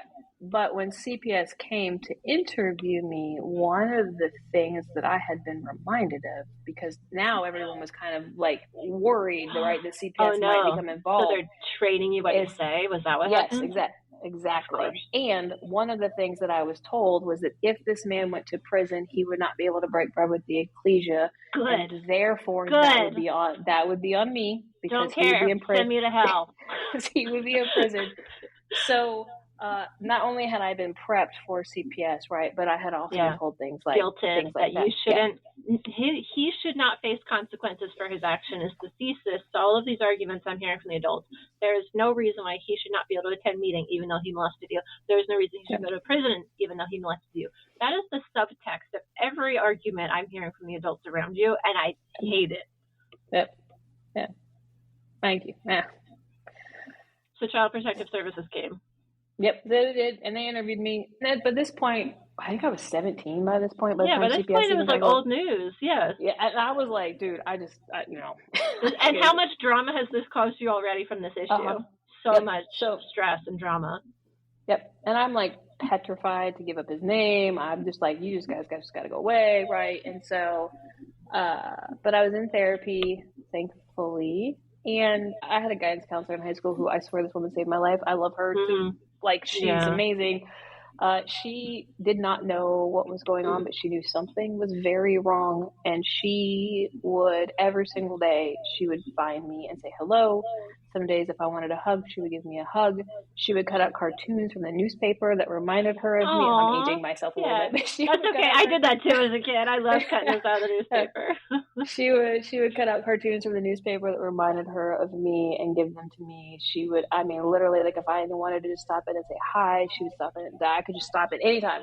Like, she just became a trusted adult for you. She just showed that she was going to show up and care about you, think about you, consider you, and just appreciate you. And that was what you need. It sounds like just a stable, loving, trustworthy adult after all that drama. So my sophomore, junior, and senior year, like, I tell people, like, you have no idea the impact one person can have on a child. Like, you have no idea. Like, that woman saved my life. And especially with a church that's made up entirely of family. And when it's a toxic church, it means pretty much your whole family is no toxic and has issues. It's difficult. You don't have, like, a distant relative that you can just trust. It's like, no, they all think the same way. They're all indoctrinated the same way. Yep. I even at one point decided I was suicidal-ish, but I so needed a break from everyone that I said I was suicidal and that I was going to kill myself, and because I wanted to go to a psychiatric hospital because I wanted a break. And so, your life is bad when that's the good option, because I've heard some very negative stories about American psychiatric hospitals for minors. So yeah, no, it was amazing. It was incredible. Like, I did not want to leave the psychiatric hospital. What did you do on Sunday? You're like, I don't have to go to church. What? Yeah, it's like, this is incredible. And that was the other thing. There was a tech at the hospital who sat next to me, who I couldn't tell you who he is to this day, but he sat next to me and he asked me why I was there, and I said, well, I was molested. I want to kill myself. And he said, well, it wasn't your fault. He said, what happened to you wasn't your fault. And it was the first time anyone had ever said that to me in a context where I might be able to believe them, because I couldn't figure out why he would say that to me. He had no reason. He was the only one not manipulating you, and like everyone else had kind of been manipulating you and how they were handling the reaction and the fallout from that. Yep. And one of the therapists there pointed out to me at one point in one of the sessions, it was a group therapy session, and I had made some comment, one thing or the other. And I remember the therapist stopped and looked at me and they said, you should be a therapist. You would be an incredible therapist as an adult. And so and later I became a therapist. But, it was amazing to get, like, positive feedback. As opposed to being, you're so sinful, you're so evil, you're not safe. Every week you're around unsafe people. Your nervous system must have felt so different. Like, wow, I'm actually safe for once in my life with people. Wow. So anyway, I was going to college at night, doing half a day of high school during the day. I was also, like, doing all kinds of stuff. I was trying to get out as much as I could. I was on the debate team. I worked. Like, I did everything that a human can do. Go. So I did all that, but my grades started to tank. Like No, you're doing too much. Well, plus Sure. that, and I don't know. I hated myself. I hated life. I just didn't feel safe. Like, I was so depressed, honestly. Like, yeah, it was like this context, right? Yeah, you didn't have the mental health also, I guess. It does wear you down. Your physical health will be impacted by that. So anyway, one day I was talking to my guidance counselor, the one I mentioned earlier, and I don't remember if she said it directly to me or if I just put the puzzle pieces together after talking to her. I don't know. But I walked out of her office one day and it just clicked. And I realized that if I did not get my grades up, I would not be able to get scholarships and I would not be able to escape. And so I literally went from like C's and D's to graduating high school with honors because I was like, I got to get out of here. Yeah, education's a great door out. Yeah. And that's why sometimes people talk bad about college or university. And like, I hate my student loan debt. Are you kidding me? But like, God, university saved my life. Like, I got, it was my escape. Door out for 18-year-olds. Yep. Yeah. All right. I know you kind of mentioned it, but I just kind of wanted to ask you specifically so we can hammer in on it a little bit. But can you just tell us the impact it had on you to be around your abusers? And the reason I wanted to ask is because adults in religious spaces, I really want to be thinking about the impact abuse has on the kids and the role of these adults in perpetuating that by forcing kids to be around abusive adults in ecclesias and not taking action to protect them. And like what happened with you, but just failing them over and over again. And I know I heard you say elsewhere that it felt like your soul died. So I really kind of wanted to hammer it in for people who listen. I know some people from the Ecclesia Safe program have listened to this. I know people who are still Christadelphians listen, and I think it would mean a lot if you commented on that a little bit specifically. It was awful. I was in a constant state of fear. Like, my body didn't feel safe. My mind didn't feel safe. Yes, like it felt like my soul died. And having to be around these men, it was like a continual trigger. And like, think about like the worst thing that's ever happened to you in your life and having flashbacks to that, I don't know, 2-3 times a week, right? Where you almost you're standing in a room with an adult and you almost don't even know where you are because in your mind, they smell a certain way or they've moved a certain way that's triggered something else in your brain. And even though they're not actually doing anything in that moment, like you can't remember where you are, you can't remember what's going on. And then like hearing other people in the ecclesia laugh and joke with them and go out to eat and with show them respect and everything. Right? Like, show respect, like all these, like, I can't explain how awful it was. Like it's so devaluing. Like you really and truly do not matter. Definitely feel that. Definitely understand that. I can't believe how that was all handled. It was pretty much a textbook case of everything not to do. To be quite honest, it's very bad, every part of that, how it was handled, how it happened. But I definitely understand that. And I feel like when you're around someone who traumatized you, the whole time you're focusing on either reliving what happened or thinking about what did I do wrong or what can I do? Like, what can I do if something happens again? And it's all like fear stuff. It's all survival. And I can't even imagine trying to learn like this religious indoctrination, like this intense stuff that you have to prepare for your test while also being so traumatized. There were other things too, like the book of James talks about how, you should be joyful through the testing of your faith. And so, my father told me that we should be joyful about the things that had happened because God was clearly testing our faith. And that is not at all what the book of James means. Not at all what that verse means. But be joyful in reference to the abuse? Yeah, because it meant God was testing our faith. Our faith? Now they're in it with you. Now they're in it with you. Great. Yeah. It wasn't like when they could have done anything. Then it wasn't our problem. It was your problem. Yeah, and so someone else told me that he did it because he loved me, and so that was that's also very fucked up. That's very fucked up. So that's gonna mess up with all future romantic relationships. That's what love means. Abusing someone.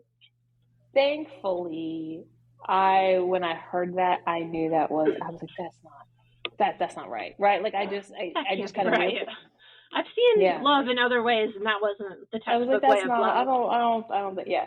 So, but it was like the sexual abuse, the emotional abuse, the spiritual abuse, right? The lack of compounding factors. Yeah. Absolutely. All right. I guess on the same lines of just reaching out to our audience with your thoughts in general, but how do you think things would have been better for you if adults had stepped in quickly to disfellowship and create that separation and or arrest that person? Did you want to think about and talk about that at all? Do you think it would have made a big difference? I think it probably would have made a humongous difference. I mean, there's even been psychological studies and research done that show that, like, if a person is in a traumatic situation, how it's responded to can impact whether or not they develop complex PTSD or PTSD, or maybe not at all, right? And like, let's be real, I'd had PTSD either way, but like, it would not. I don't think it would have been as severe, you know, if you had support and if I'd had support, and even just knowing that. Sorry, now I feel like I might cry. Even just knowing that people valued me enough as a human. Yeah, that people loved you. Yeah, to like actually be like, hey, this isn't okay. Like, we need to listen to her, and she's saying she needs this. We need to be respectful. You know, like just to show you respect and love. Just like the decency of like this is a child, and like I never got that, and I never got And some people would come to me and they would say, well, what he did was wrong, but it's over now, so get over it. I remember one time. Yeah, there was a lot of that, sounds like. Yeah, and like I remember one time I was at the house. I got mad about something. I slammed the cupboard door in the kitchen. I was mad. I don't remember what I was mad about. I slammed the cupboard door. And my mother looked at me and she said, hey, we know, we know what happened. So we know why you're acting this way. But now that we know, you don't get to act like that anymore. Cut it out. I was not allowed to be angry anymore. That was it. And that's one thing that I noticed too, with just my experiences, I would say, is that I feel like anger was not allowed, especially from women, and especially over something that wasn't spiritual. It was just shut down your anger, shut down the anger. And that's another thing that studies are showing causes women to get ill often. It can often show up as health issues, where a lot of women end up having issues, as well as all the emotional damage it causes, and exacerbates the exact behavior you wanted to stop, because instead of actually talking through and, you know, showing respect and helping and just working through whatever the issue was that made you angry, it was just invalidating the pain you had already suffered, because saying, get over it, basically, and then dismissing any feelings you had now, saying, oh, well, you've no other reason to be upset than that incident, and so we're not even going to talk about it, and it's just shutting you down. And I think that's kind of something we also talked about, I think, a little bit when Brian was on as a religious trauma therapist, was just the emotional immaturity that's really common in the group. And I think among a lot of people who are potentially heavily indoctrinated, who aren't quite growing up and interacting with the real world the full way that we are now that we've left.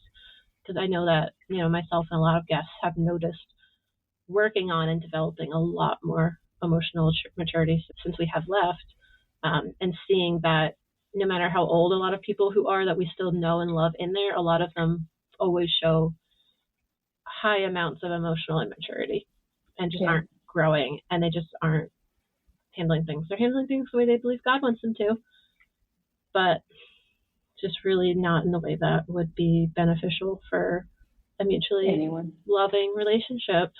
So I'm sorry to hear that, and I do think that's something that unfortunately a lot of listeners will relate to. Yeah, I do. I know I relate to a lot of stuff that you said today. One of the things I also tell people is anger's got to go somewhere. You feel like something will happen with them, right? Yeah. And so I just turned mine inward because I couldn't express it outward. Yep. Right? Which is really dangerous. That's, I think, when you get a lot into like self-harm, things like that, whether it's physical or just through your behaviors, often it's coming out. And when parents are like, oh, you should stop it. It's like, all right, well, I wouldn't have started if you had handled things a certain way. And I didn't have to turn this anger inward. So thanks for that help. Thanks. Thanks for that response. That's really helpful. I'm kind of amazed just hearing your story that they never did anything about the abuse, and they never really did anything about the abuser, that they never involved the police. They never had a restraining order or any sort of protective order against them. When I was reading one article, it was interesting because it talked about that the Roman Catholic Church reached a $28.5 million settlement with 4 men who were abused by a priest. So that's $7 million a victim. So when I've talked about churches or ecclesias suddenly having an interest in preventing abuse, I feel like some of this news articles that come out about how abuse is handled now and how it relates to their insurance because of getting sued really comes to light. I don't think any ecclesia could handle a $7 million payout for abuse. So that's one thing I was thinking about too when I was reading through stuff, because they did not do mandatory reporting. So that could have serious legal consequences for pretty much everyone in that meeting who was informed, especially like the recording brother who would have been involved, all kinds of people. So that was just crazy. So one thing I was thinking about when researching this episode is I was Googling like if the Berean Christadelphians had anything like Ecclesia Safe. Like were they doing literally anything to prevent child abuse? Because as far as I know, like Ecclesia Safe, they have to like buy into the program almost. Like they have to be like, yes, we want to do this and like sign up with them, because there's no overarching hierarchy to say like you have to do this and we will enforce it. Every ecclesia is willy-nilly, whatever they feel like. And so some of them will just opt out and be like, no, I don't feel like it. And so a lot of ecclesias still don't. But I was like, I feel like that means I'm guessing it's pretty much zero for Berean Christadelphians. I would be surprised if any of them signed up with those Heathens Amendeds program, you know? I had not heard of it until this podcast, actually. Yeah. I was like, oh, that's a thing. Yeah, and I have my own thoughts on it that I talked about in my episode, and they actually reached out to me because they listened to my episode, representatives from Ecclesia Safe, and, you know, they're kind of like, oh, like, we want to help you. Okay. I didn't ask for money or anything. I just said, you know, what would mean a lot to me is if, you know, you have on your website that this person's a member of Ecclesia Safe. I would like a statement against that, saying we no longer associate with that person. We've realized our mistakes, that they would hide illegal things that happened. And so I was like, okay, that's all I want. If you can do that, great. That would mean a lot to me. So they never did it, never reached back out to me. Wow. Yeah. So the representative who had reached out to me, who was part of the program, not like in charge of it, but part of it. And he's like, I'll reach out to them. You know, I'm not the only one who makes the decisions. Like, I'll have to see what I can do. And I was like, your program's mission is preventing child abuse and encouraging people to report to the police. You have someone who did not report stuff to the police. All I want is for your organization, that is their mission, that aligns with their mission, to admit that is not cool and that they're not going to have people that don't align with your mission working for your organization. And they couldn't do it. So I have very low hopes for the Ecclesia Safe program, and even speaking out against it and having someone try to reach out, very disappointing response. Yeah. And I believe they're the ones who reached out to my parents that tell them about the podcast and get them mad at me. Wow. So not only did they choose to side with the person who wouldn't report the incident of mantling to the police, but they also wanted to make my life worse. So appreciate you, Ecclesia Safe. Thanks for keeping us safe. Wow. Yeah. It goes back to what is most important, right? Us versus them? Is that what it is? Because I'm certainly not an us anymore. I'm definitely a them. It's just, at all costs, we protect the Christadelphians above anything else. Cover our tracks. Yeah. Yep. And so I definitely think it's all about the insurance and appearances still, and they are welcome to change my mind and show up and do the right thing. But I have very low hopes for that organization, like I'd said before, based on who's involved and how they're doing things. But even I found a Christadelphian Facebook page. It was from Google because I was searching for this at the time. And I was like, oh, let me see what they're talking about on that thread. And it was interesting because eventually I scrolled through and found a post written by a Christadelphian, and they were concerned about child abuse. Like they were like, we're against this, let's talk about this kind of thing. So I was like, okay, that's good. And then I read the comments. One of them was, God sets up who he will. Oh, that makes me sick. Yeah. And again, I thought it was a good example of the spectrum, because like we said, not all Christadelphians are abusers, but you have some people who are like, we should talk about this, we should stop this. And then you have the people who shut it down and try to make it biblical too, to shut it down. They're like, I want to shut this down because God is in control. It's not my problem. It's the same as the Matthew, almost the same as the Matthew 18 or the James or the, there's no accountability. And it's just weaponizing the Bible to do whatever you want. You don't want to deal with it? Okay, there's a Bible verse for that. Sure. Yeah. Doesn't mean it's the right thing to do.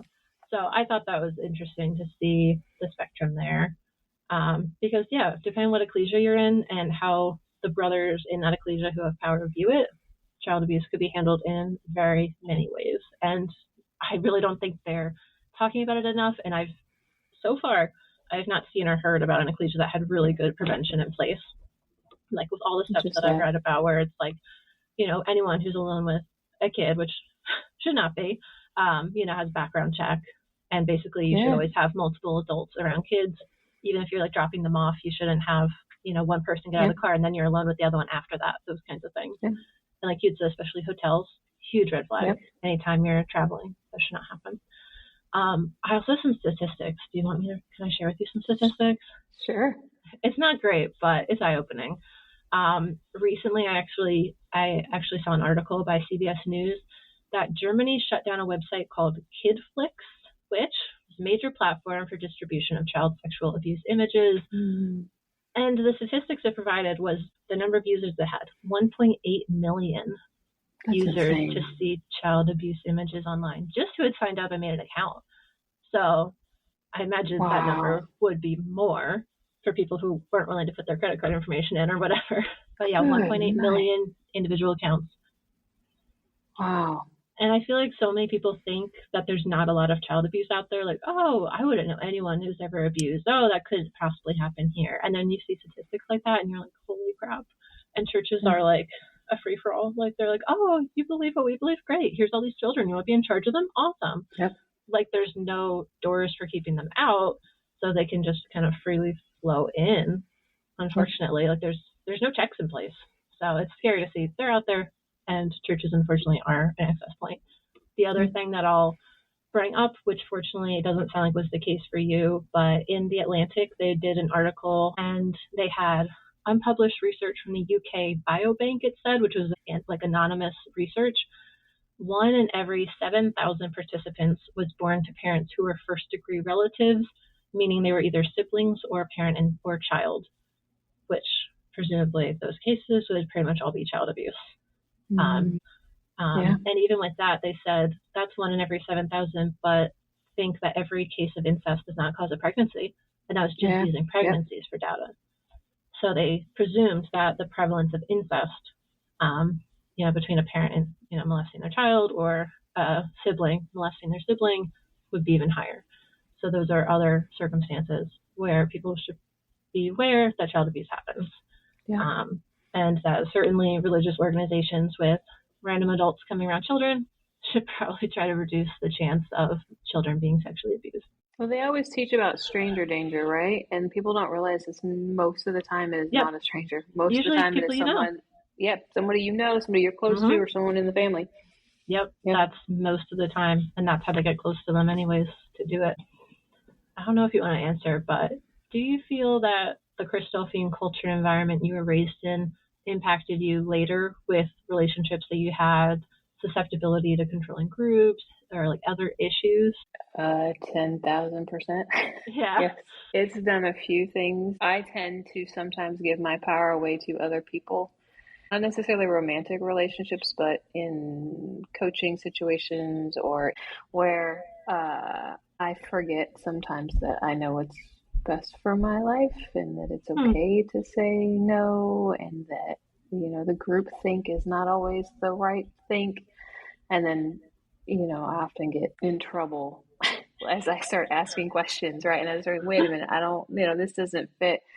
And so my close friends remind me all the time. They're like, Sarah, you need people in your life. You need people, and you need to be in the community. You need to be around people you can trust. You need this. Yeah.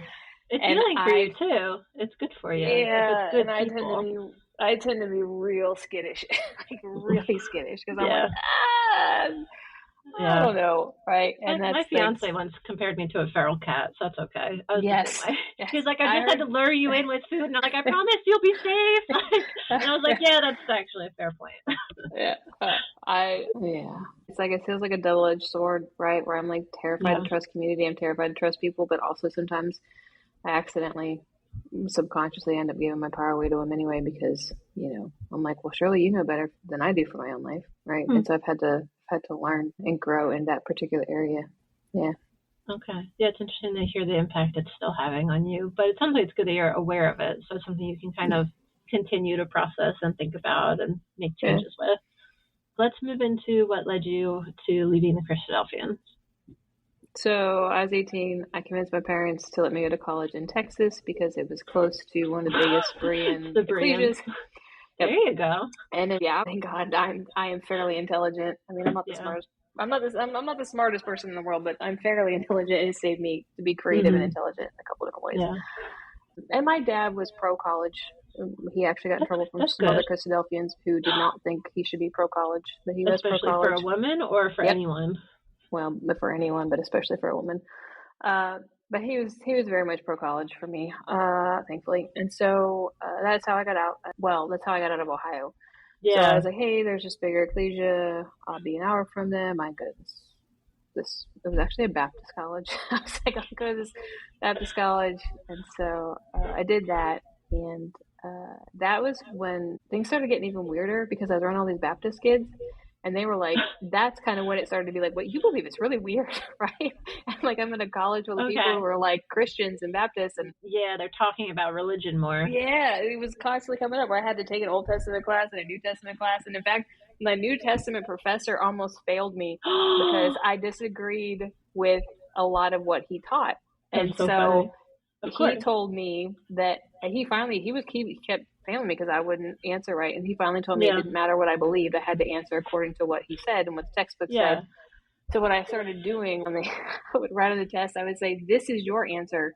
And then I would say underneath, but I don't believe that this is my answer. So that he wouldn't. So funny. So I didn't fail New Testament class. Though. Yeah, you did. Yeah. You maintained your integrity without failing a class. Okay. But it was good for me because I started to have to hear other perspectives. I had to hear other perspectives. And there was a girl in one of my universities. I was working, 2 or 3 jobs. I was just trying to survive and get through college. And I wasn't complaining. It just had to be done. But she was a friend of mine, and she figured out kind of what was going on and how much I was working. And she went to, unbeknownst to me, she went to her church. And she said, hey, this friend of mine at college is working all the time. We should help her. She came to me one day and she said, hey, I don't want you to be upset or offended, but I asked my church to help support you because I know how hard you're working and trying to support other people and make it through college. And so she handed me an envelope with like a stack of cash in it. She was like, me and my church, we want to support you. Wow. And I was floored. That's insane. I would not even accept the money. I said, no, thank you, please donate it to someone else. But it's been, 20 something plus years. And I still remember that because it was such an act of kindness. She didn't want anything. There was no pressure for me to go to church with her. It was literally just like, I see how hard you're working here. Like, we want to support you. And I was like, a church is doing, like, what? Yeah, church is showing that they care about people. What are you heathens up to? And like, I don't go there. I don't know why. And I didn't ask for it. They didn't get anything from you. There wasn't a tit for tat. Like, where's the trap?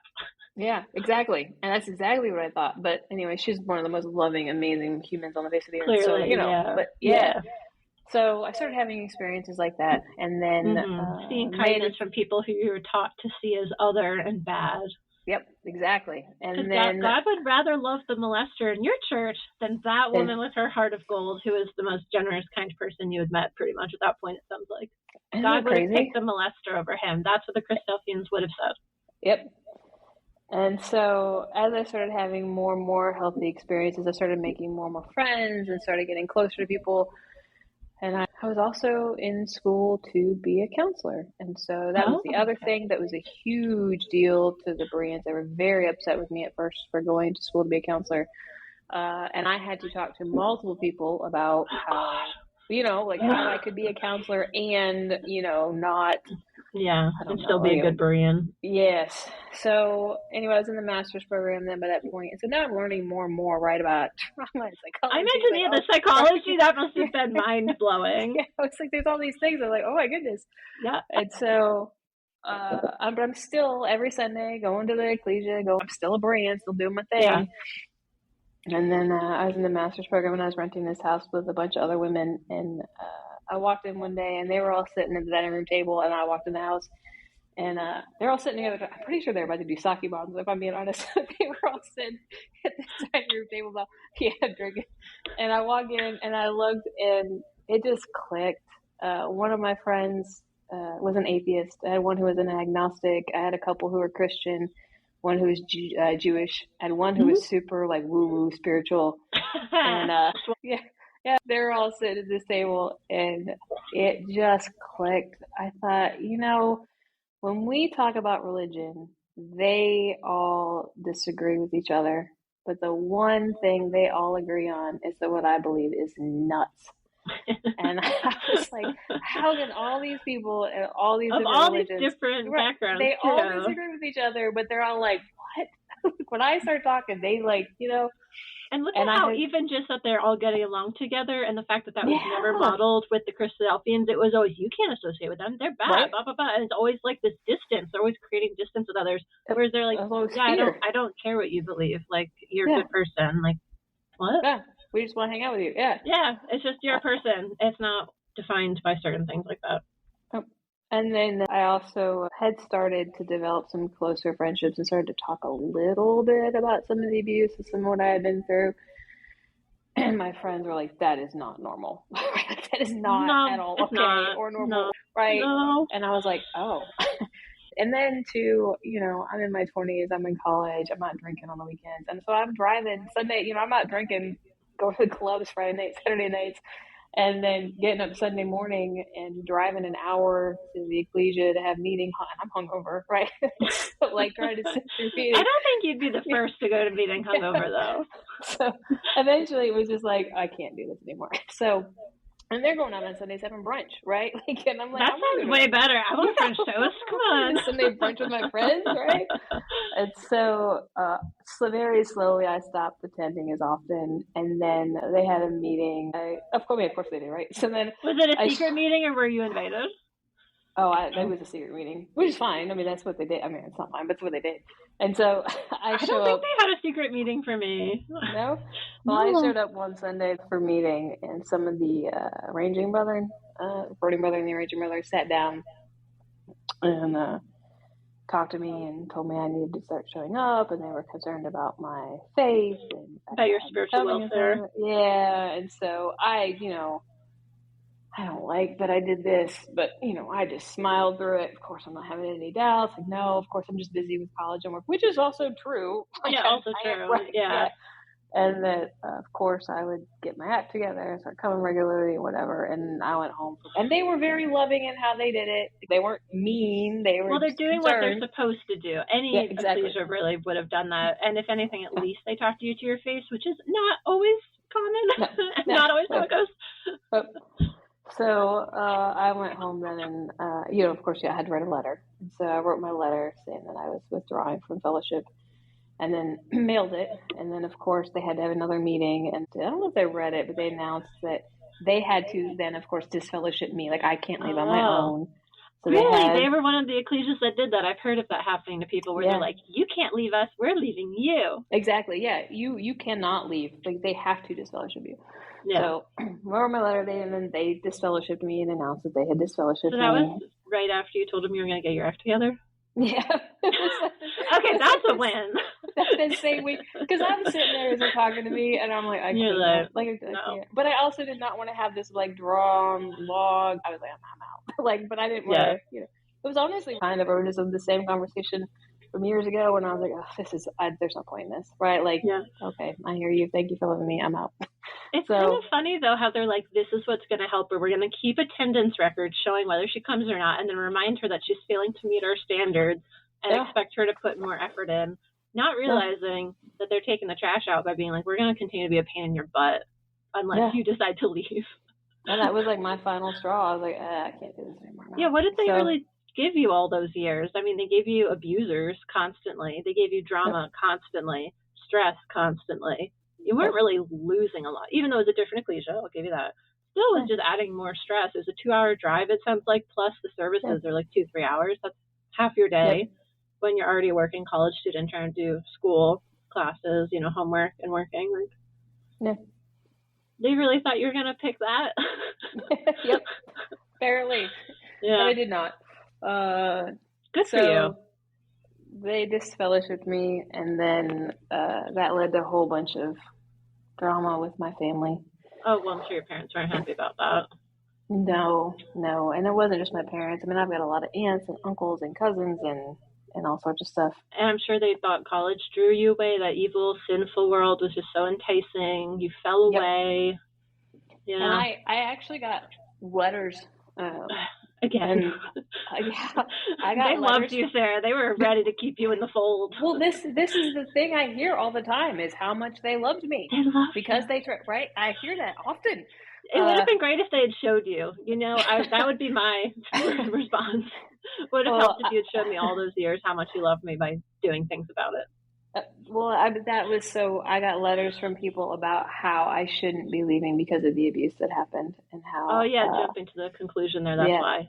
And of course you would have left at 12 if that was the case. Yeah, that was my thing. I was like, I left at 18 if that was the issue. Like as soon as I got out of the house, right? As soon as I could, like I would have not have continued the charade of coming.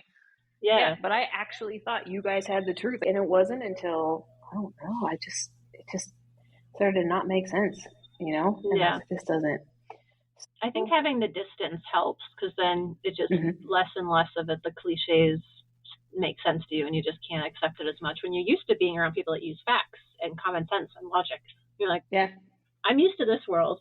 Now this world that was used to feels foreign. Yeah. And I'm glad you said it wasn't because of the abuse, because I know that that's one of the other common misconceptions that Christadelphians will often hold towards ex-Christadelphians. And they'll be like, oh, well, if you were abused, you must have just left because of the abuse. It has nothing to do with Christadelphian beliefs or anything like that. And they kind of want to dismiss that there could be any valid reason to leave besides that, where it was just like trauma, as much as they don't even want to admit that someone would have had trauma, apparently. But I'm glad you said that. And I know even with the ecclesia safe stuff, it sounded like, I forget how they worded it, but in one of their videos that I'd watched, it was like, you know, we need to prevent abuse because that's why we lose members. I was like, well, you lose members for lots of other reasons. Yeah, as you've heard on the podcast already and from people we speak to in our community there. I mean, it's a valid reason you shouldn't, and people should leave, but that's actually surprisingly not a reason people leave. No. I actually think the abuse probably kept me in longer, if I'm being really honest about it. How do you think that? Because it was so manipulative, because there was so much spiritual abuse and emotional manipulation around the sexual abuse, because so much responsibility was put on me for everyone else's salvation. And so much responsibility was put on me to follow the rules no matter what the consequences were to me. And it was almost became indoctrinated that, like, because of all the abuse, of like how unimportant I was and how much I just needed to follow along and do what I was told to do. Yeah, they like doubled down on the indoctrination almost. Yeah, that's still wild to me, because no one ever acted like you were the victim is really another thing that I'm seeing here. Like, they would acknowledge it, but no one acted like it in the way of actually protecting you and prioritizing you. Because, like, I've talked to the police and stuff and reported things to them. They treat you differently when they know, like, you're the victim. And again, it's all alleged until they get the proof. But they got the proof in my case. And so they were like, And, you know, they're like, here's assault services. You should reach out to these people. Here's helplines. Here's, you know, therapists you can talk to for free. Like, they gave me all these resources and stuff. And it was just so interesting to see the way that they would treat you. Because obviously they were very trained. They had signs up about sexual assault. Clearly the police officers I've been trained well. So I do appreciate the effort they put in. But I never, in that situation, felt like the way that they were treating you. And I know I've heard of some people where it does, you know, happen even outside of Christadelphia, but it's amazing the difference. You know, where I was given all of this help and resources, and they're like, do you want a restraining order now? And eventually there was, because the court issued it. Because they're like, yeah, this person's not safe. And again, it was very validating. And so, like, even though it was a very difficult process, there was healing in it. And I think it's nice to see people stand up for you and care about you, and seeing, like, those police officers care about me more than a lot of, like, adults in my life growing up with the Christadelphians had when I was going through a lot of bad things. So it is good to see people that actually respond that way. And I hope more people will have that in their lives, and less people in and out of Christadelphia will experience the kind of nonsense that you went through when you tried to get help. What's amazing is honestly you did pretty much everything yourself to like make it stop. You're the one who talked to him and ended it. You're the one who did all this. Like, and you shouldn't have, for the record. You were a minor through all of it, but you should at least be proud of that. Even if you can be discouraged by a lot of the nonsensical people you're around. Sometimes I remind myself that if I can do that, I can do anything, which is kind of a sad set point, I think, in some respects of your life, but in other respects, I'm like, if I can do that, whatever's ahead of me is fine. Yeah. Like, I will.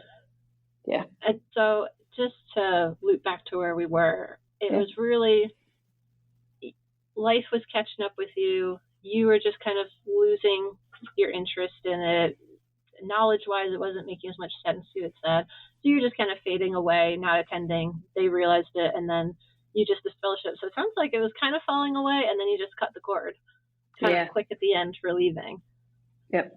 And then after that, I guess, did you get any more contact after you left from people? Or was it just during when you were falling away that people were reaching out to you? No, people reached out to me for a long, long time, years after I left. Yeah, years. Emails, letters, years after I left. And probably multiple ecclesias again, different people? Yep, to the point where I had to tell people to stop giving out my address. That's like, what I had to do. I was like, I cannot continue with this You anymore. kicked me out. You kicked me out. What's your problem? Why are you still bothering me? Yeah. That's wild. Eventually, it got to the point where eventually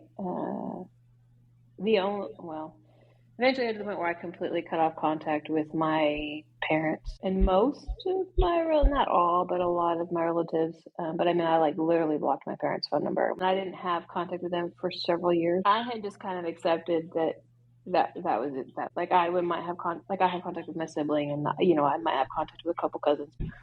And then about 3 years into me having no contact with them, someone reached out to me and they were like, "Hey, we can't handle your parents. You need to have some communication with them because literally." What does that mean? What were they doing that was so bad? Your parents sound like troublemakers now. Well, they're model Christadelphians. They're really model Bereans. But I think they were worried and trying to pick in information from other people as to what I was doing or where I was at or how I was, that kind of stuff. Yeah. And so, because, I mean, they do love me. So, And again, that's where like the emotional immaturity comes out. It's like, that's great. I love that you love me. I love you too. But I need you to show up in a respectful way. Can you do that? And you're like, no. I'm like, okay, that's the lesson. You need to learn that lesson. Then we can move to the next stage. That's it. Okay? Yep. That's it. You're bringing this to yourself and you don't realize it. Yep. So I did reopen contact with my parents. I did go a couple years ago and actually see them. So they retired from Ohio to Texas to be near the biggest ecclesia that's down there, the biggest Berean ecclesia. Mm-hmm. Of course, because they're good Bereans. Exactly. One thing the general world doesn't realize, or maybe people that aren't in families that have trauma and have had difficult times, they don't realize that your relationship is very different with your parent than some people that are really close and weren't raised by people who are indoctrinated in a cult environment. It can really impact relationships, unfortunately. And I did go back a couple of years ago, 2 or 3 years ago, and I saw them in person. I spent some time with them. And I don't know, it was fine-ish. Yeah. Like, and people who've been my friends for like 20 something years are like, "Sarah, why? Like, why?" Right? And I tell them, I said, I really, really, really want my parents to experience healthy love. And I just keep thinking, like, if maybe they can experience, not that I am perfect, but maybe if they can experience healthy love from me, they can like get an understanding of what it actually looks like, and maybe enhance their own lives. They're old, right? But but I'm like, I so want people to understand like love and true forgiveness, and I just keep thinking like maybe they'll get it. It's sad seeing people in other religions where they can be Catholics and their parents actually love them unconditionally, and they don't choose Bible school over seeing their kids who are never home. Yeah, it's like they love you, but they love God more. Yeah, I think a lot of people will probably unfortunately relate to that, and some people won't, and that's great for them.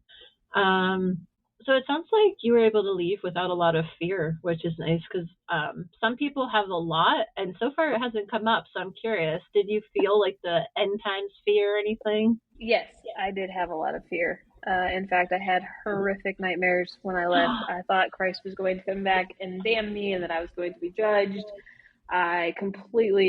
I forgot about that. I completely flipped out. Yeah, I completely flipped out to the point. It didn't sound like it when you left. You're like, oh, I just stopped going. And I was good. So you brought that up. There are things in your life I think you just block out. That's possible. Yeah. To the point where I would actually sleep in my roommates' rooms because the nightmares were so bad that Christ was going to come back and judge me. I would wake up drenched in sweat. I was in constant panic and fear and really thought that I was done for. But thankfully, to my friends' credit, at the time, they knew I had lost. Essentially, I had lost everything. Like, I really thought I had lost everything. I thought I had lost my salvation. I lost my biological family. I lost my community. And so, thankfully to my friends then at the time, they were like, Sarah, like, we've got you. We'll be your family. Like, whatever you need, we're here. I forgot about that. My friends at the time were very loving, very supportive. Some of them are still my friends. They're still loving and they're still supportive. That was actually when one of my friends, she looked at me and she said, hey, Sarah, you know you were raised in a cult, right?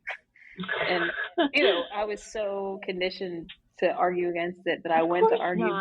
We don't have a charismatic leader. Yeah. But she and I were so close and I trusted her so much that I just paused and I was like, well, huh?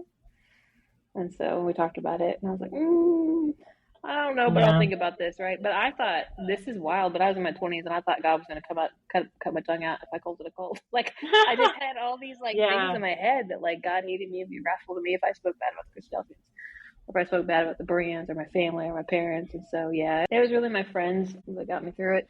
And I didn't have really many examples of people who had left. And no one really did, because when they left, you never saw them again. You didn't know, like, oh, did they really stay gone? Why did they leave? They would just usually disappeared, and even then, you never knew for sure. Well, they were mostly family, so sometimes people would come in from the outside and leave, and so, but we weren't as close to them, and they would kind of disappear sometimes without real explanation. But as far as like my relatives went, I can only think of one that had left. And isn't it funny the difference in reactions between the people who are part of the big families and the people who are kind of like in that miscellaneous category of like the smaller individuals who come in, the people who didn't have relatives or ancestors in it?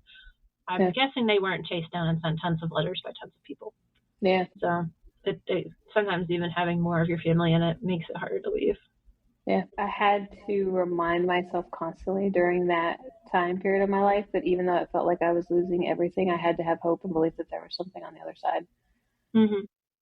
And that even if it was hard, there was something on the other side, What was interesting, and maybe I'll segue into it, was it's my understanding that you went and got baptized again after you left and eventually had joined another church. But I'm curious, you kept up with Christianity actually at some point after leaving. Yes. So we growing up were not allowed to call ourselves Christians. We were not Christians. Christians were worse than the Central. Got it. So just like we weren't allowed to say we went to church, right? We went to ecclesias. We went to meeting. Yeah. So when I left and had all the nightmares, had all my friends, at some point I decided I was atheist because I was like, there's absolutely no way that there's a God with everything that I've been through, and that there is a God. I don't want to believe in him. You know what I mean? Like, change. Yeah, but I get it. Yeah. So I was atheist, and then I was like agnostic, and then I ended up meeting some different Christians who were very nice and very loving and very kind, and it started to change some of my perception on things. And then I made a post on Facebook about how I did not know that healthy love was not transactional. So I thought up until that point in my life that love was transactional.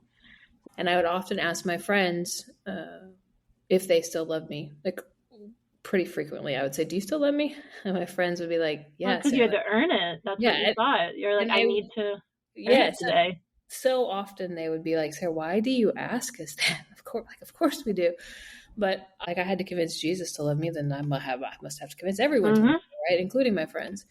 And so I made a post on Facebook, and a woman who I had only known online reached out to me privately. And she said, hey, I just felt like I should mention to you that Jesus loves you and God loves you just as you are. Like, his love is not transactional. And it really shook me in like a foundational way. And I was like, but at the time I was like, I'm not getting into this. Like, I'm fine. I don't want to deal with this. I just got out of this mess. Yeah. But, I just kept nagging at me. And I responded again. And I said, hey, can I ask you some questions? So she very kindly said yes. And so she got on a Zoom and she started letting me ask her some questions and talking to me. And I started to realize how many differences there were between what Christians believed and what Berean Christadelphians believed. Huh. And it was quite shocking. And so one night when I was in the US, I ended up I wrote what I would call a rage letter to God and was just like, I hate you. And like it was all kinds of nasty curse words, right? All kinds of stuff, just pages and pages of how much I hated God. And I started to fall asleep. And then I woke back up again. And I just had this realization that it wasn't God that had done all the awfulness to me, that it was men, right? It was man. Mm-hmm. Very specifically men, too. Yeah. Yep. But the women didn't help. I know. And I'm disappointed how often stories happen where they're enablers and they're reinforcing all of the stuff that men put in place. So the men are at the top of the hierarchy, but often women are contributing to it. Yep. And so I fell back asleep again. And that's when I woke back up and I was like, I want to be baptized. Like I actually want to be baptized in like a Christian church. Did they dunk you in a tank? Did you have to take a test? Tell us. There was no test and there was no tank. That's actually, what happened? I said to this online friend of mine who I had now met once in person, I've actually messaged her. I said, I want to be baptized. And to her credit, she was like, why? That was quick. Yeah. And so I explained to her, the whole thing. And she said, funny enough, our church is having baptisms this weekend. Said, come to the party. Get baptized. Yes, exactly. So she was like, I can ask our pastor if he'd be willing to baptize you. I think if any Christadelphians listening are probably tearing their hair out right now. Yeah. No, you didn't pass the test. No, you can't just do that. And so she talked to her pastor there in Florida, and he wanted to talk to me. Fair enough. So it was like a decent request. Yeah. So he got on the phone with me, and I was shocked. It was like a 8-minute, if that, conversation. He was just like, hi, I just wanted to know what your voice sounded like. Can't wait to meet you. And then he about most of his questions were about like, I don't know, my life, like just, how you doing? Yeah, congenial stuff, right? Yeah. And I was like, oh, this is really weird. That's and so so funny. he said, I'd be willing to baptize you. Did he even ask what you believed? Well, he did. I think he asked if I believed like in Jesus or something. Yeah, that kind of stuff. Like when I had asked Jesus to come into my life, and that kind of stuff. Okay. And but compared to what I'd been through, it was pretty benign. So I flew from the state I was in down to Florida, and I got baptized in the ocean. That's fun. Yeah, it was fun, and it was actually really beautiful. Yeah. Sunrise, the whole thing. And when I was there. At the baptism, I just kept getting this feeling like maybe I needed people in my life. And so I texted my friend later and I said, hey, I'd like to stay. And I said, I'd like to go to church and learn. She responded, which I actually still think to this day was really wise. And she said, well, we've been praying that if this was the right spot for you, that God would open your eyes to it. And that if it wasn't, you would go on. Yeah, it's just whatever's best for you. Yeah. So that is where I ended up for, 2-3 years. And so I learned things there. Like I was at church one day and one of the women was talking about how she had prayed and how God had taken away her anger. And I was still, this is just a handful of years ago, I was still so angry at my parents, at the Christadelphians, at the Bereans. Like I was still so angry. And if I wasn't angry at them, I was angry at myself, right? And wanting to hurt myself. Like I was just, and people didn't even realize it. Like I look like a happy, normal functioning adult. Yeah. That's part of grieving. And now that you were away, you were able to finally grieve your life and all that you had been through and what you'd lost. Yep. But I also knew that kind of anger wasn't healthy. You know what I mean? Not to have forever. At some point you have to do something about it. Yep. So I had heard that woman at that church say that. And so I thought, well, if God took away her anger, maybe he'll take away mine. So I started praying. I said, God, will you just take away my anger? Like, will you just take it away? And I'm telling you, I don't know how to explain it, but that it was many, many nights of prayer. And that is essentially what happened. But I also feel like I was given the gift of forgiveness too. It's not that I don't have moments where I get angry, because I do have moments where, I get mad or something happens. But now most of the time it's in protection of other people who are still in the Christadelphians, who I don't like how they're being treated or talked to, or I wish they could see that there's life on the other side, that life gets better. But the anger that I had and the resentment I had, even towards my parents, like that's why now, like I really wish they could see healthy love. Like I really wish they could see that healthy love isn't transactional, right? And I attribute that to prayer, right? And so my mom, she used to tell me that the reason that Christadelphians don't become Christians is because the Christadelphians really have the truth. And so because yes, right. So because Christadelphians really have the truth, people leave and they don't become Christians. And I look at it now, and I mean, I flipped out so many times walking into that church. Like I would have almost panic attacks. I would have flashbacks. I would have all kinds of stuff happen because I was molested to Bible verses. Bible story. Totally makes sense. And because, I could see, what is that? Is it Restored Scriptures? There were times when the pastor would be talking and I could literally see Restored Scriptures in my hands, and because I'm very visual, and I could see the verses and the passages and be like, that's not what Restored Scripture says, right? Literally pulling it up like a catalog in my head of all these different Christadelphian books. And so that helped, going to that church helped me overcome a lot of what I would religious trauma and a lot of. It sounds like almost like deconditioning or whatever it was, like trying to calm down the responses you were having. Then I got sick, and being sick led to me having more questions about faith and life and all the things.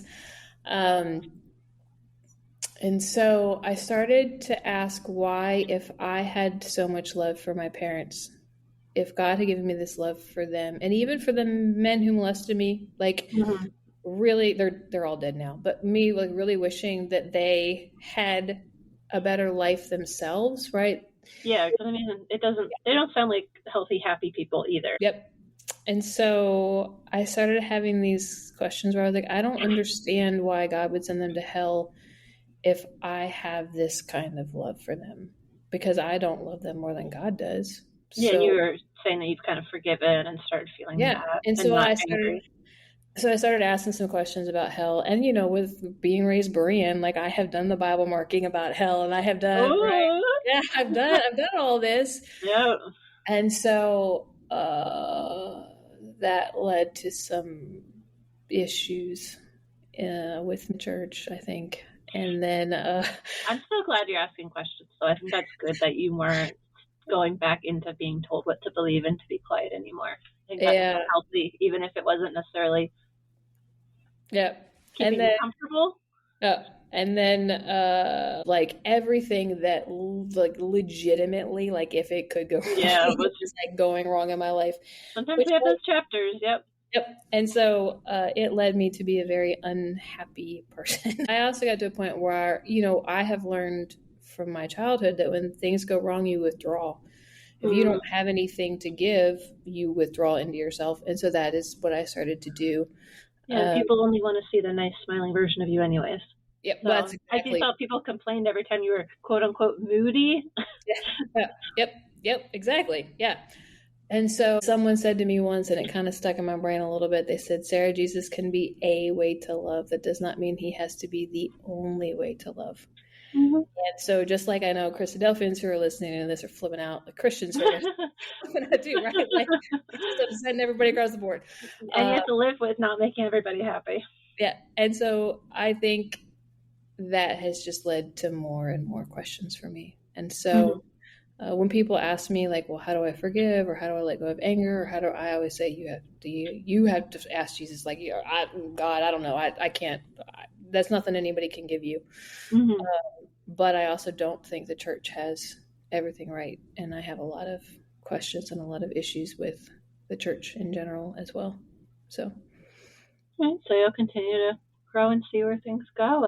When I listened to your episode with Chloe and she talked about something that she had gotten to the point where she didn't have to keep digging, like she was just like kind of content.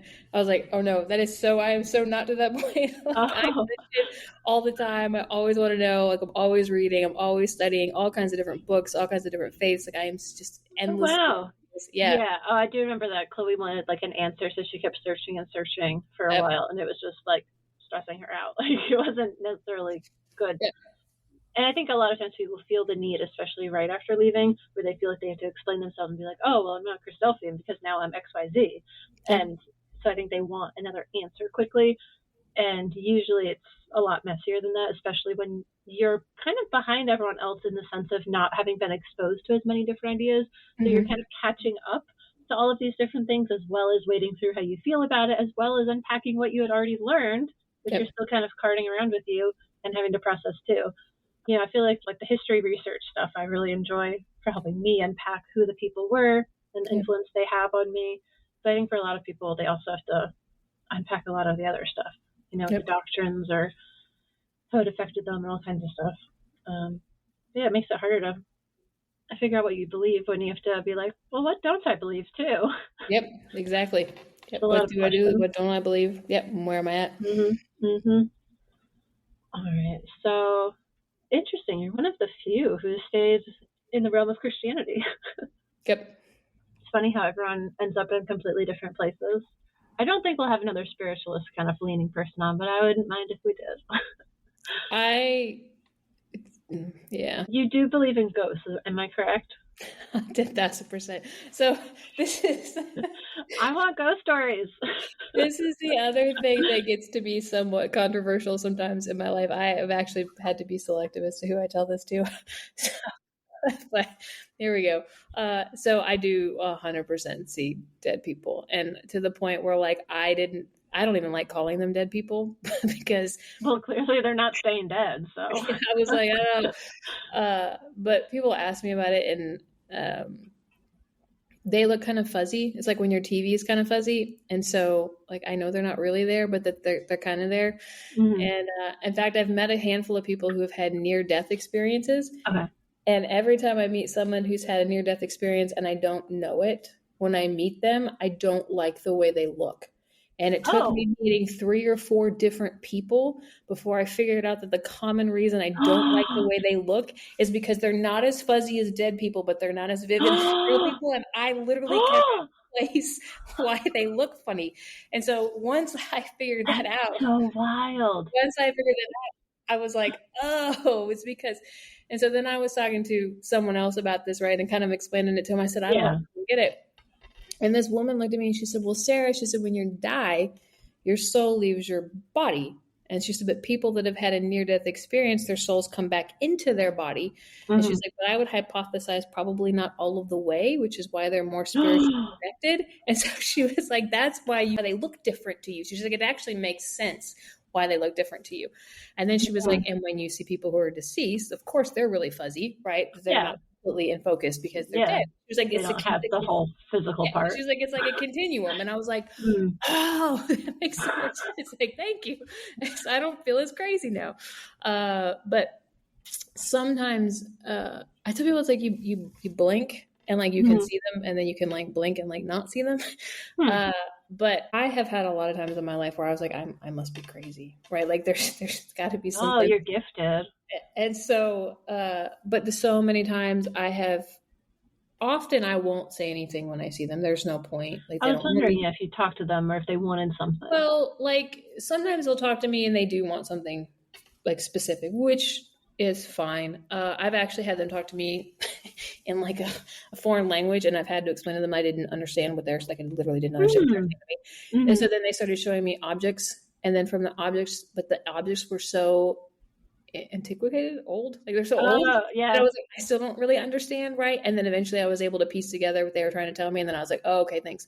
And so sometimes the communication is a little weird. But I have had instances where they have very clearly wanted to talk to someone who is still here on Earth and like communicate with them. And so, sorry, also I was getting static in my headphones. I'm sure that has nothing to do with our spooky conversation. Please continue. So anyway, sometimes they do want me to communicate something to someone. And so I try to be gentle about that because I want to make sure the person that's actually physically standing in front of me wants to have that communication. Yeah, sometimes they don't, and you have to respect that too. Exactly. Or they just don't believe in it, and so it doesn't really do much good. But every single time it's been someone who has like wanted it, we've had the conversation, they've been like blown away. Like, how did you know? That's what I find so cool about it. It's just fascinating. Yeah. And it's nice when you can connect people. Yep. Well, it's also interesting because I have actually talked to some mediums because I didn't want to feel insane. And I was like, please talk to me about what is happening. Because Christians had a really hard time explaining it and why it was happening. And so some Christians have said, Sarah, it's the help of the Holy Spirit. It's helping you see things that you need to see. Other Christians have told me I need to pray it away and it needs to go away. So, the continuum. Yeah, very much a spectrum. Yeah, but I did talk to some mediums because I was like, what is happening? Because it reminds me kind of some of the stuff that happened to me in my childhood. With I was seeing angels that were protecting me, right? It's kind of similar. So I'm like, what is happening? And every medium I have ever talked to has told me that the way that I see and experience things is different, but it is much more powerful. And I'm like, okay, well, I'm going to keep that. I think the fact that you naturally have it is pretty impressive. I would love to have that. That'd be super cool. It'd be helpful with all my ghost friends. Then it'd make it a lot faster and easier to communicate with them. It's good. I don't have that skill. I don't. Pros and cons.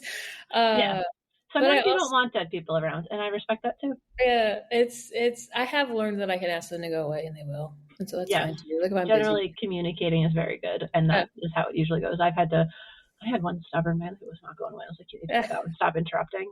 Get out. So sometimes it's hard to have a conversation when you are trying to talk to me and I'm trying to listen to you and the person in front of me. So could you chill? It's like, yeah.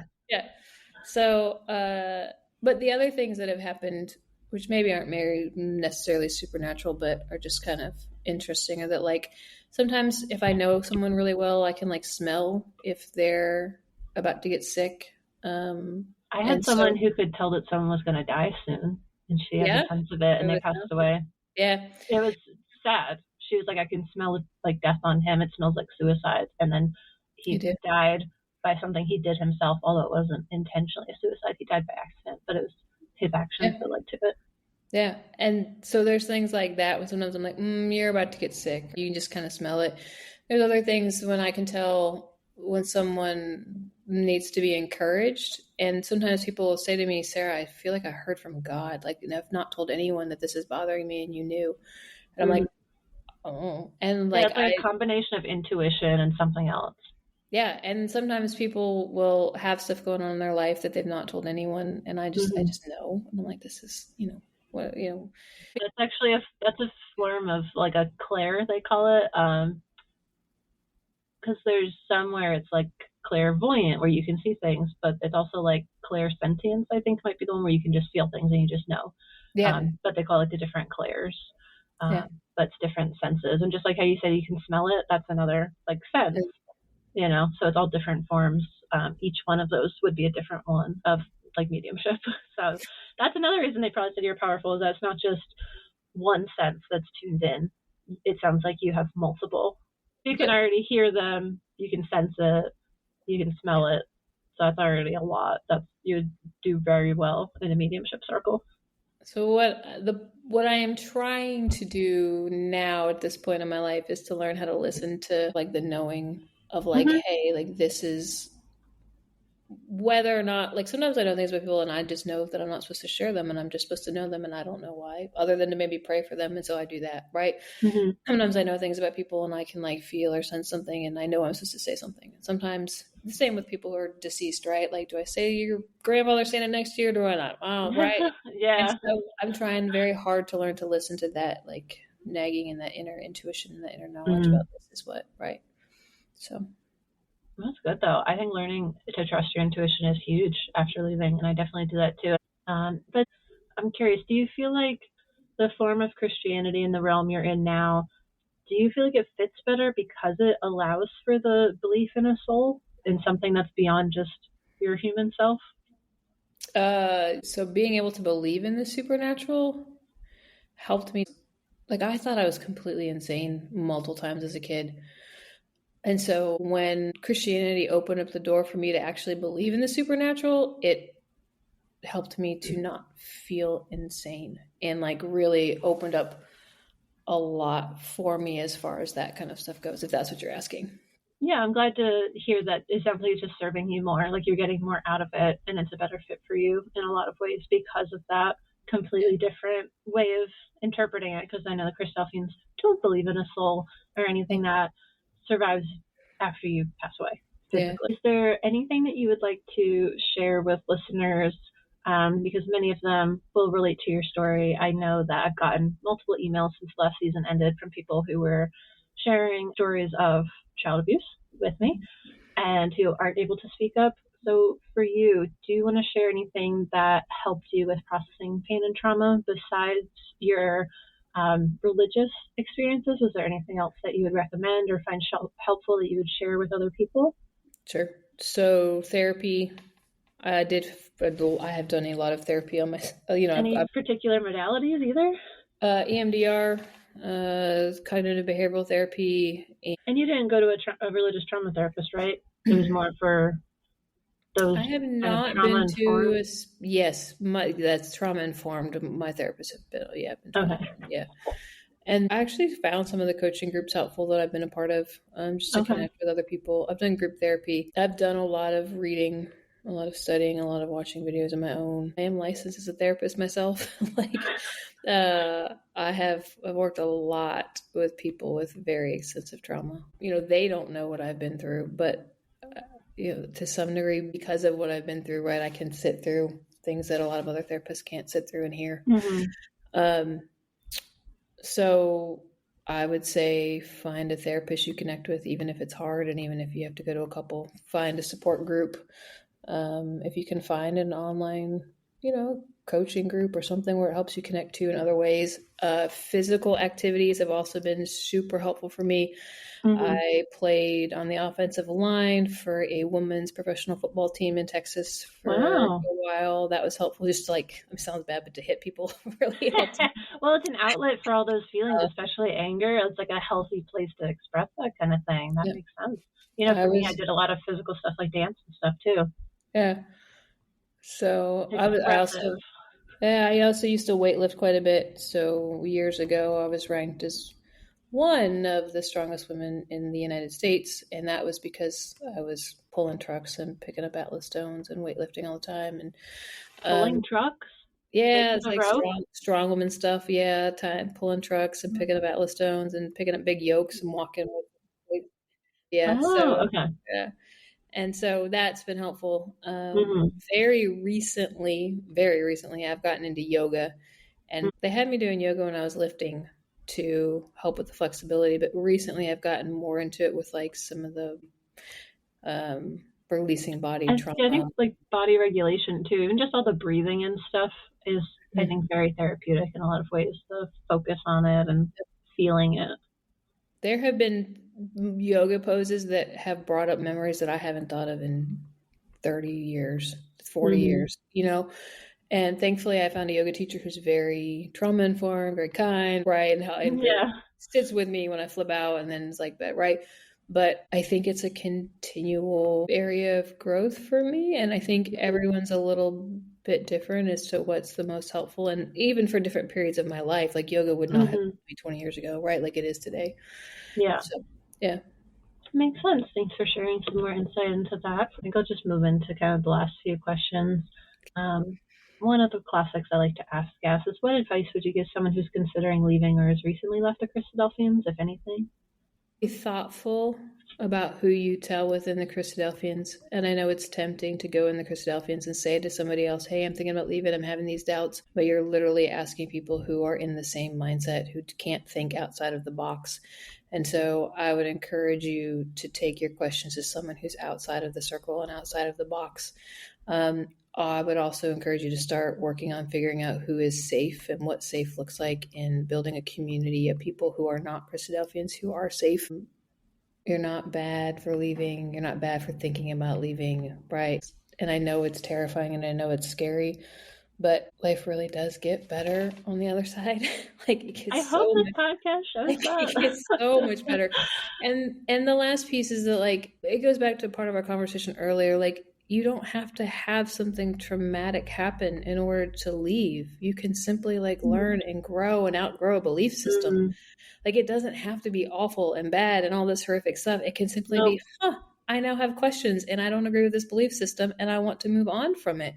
And if it was a healthy belief system, they would still love you regardless of whether or not you are participating in that belief system. And the fact that they won't associate with you if you are outside of it shows how unhealthy it really is. Yes, it's amazing hearing from people who grew up in other religious faiths, and it doesn't impact things if they leave or not. People still love them and treat them the same, and it's amazing. They're not holding meetings about them behind their back to talk about them. So all good advice.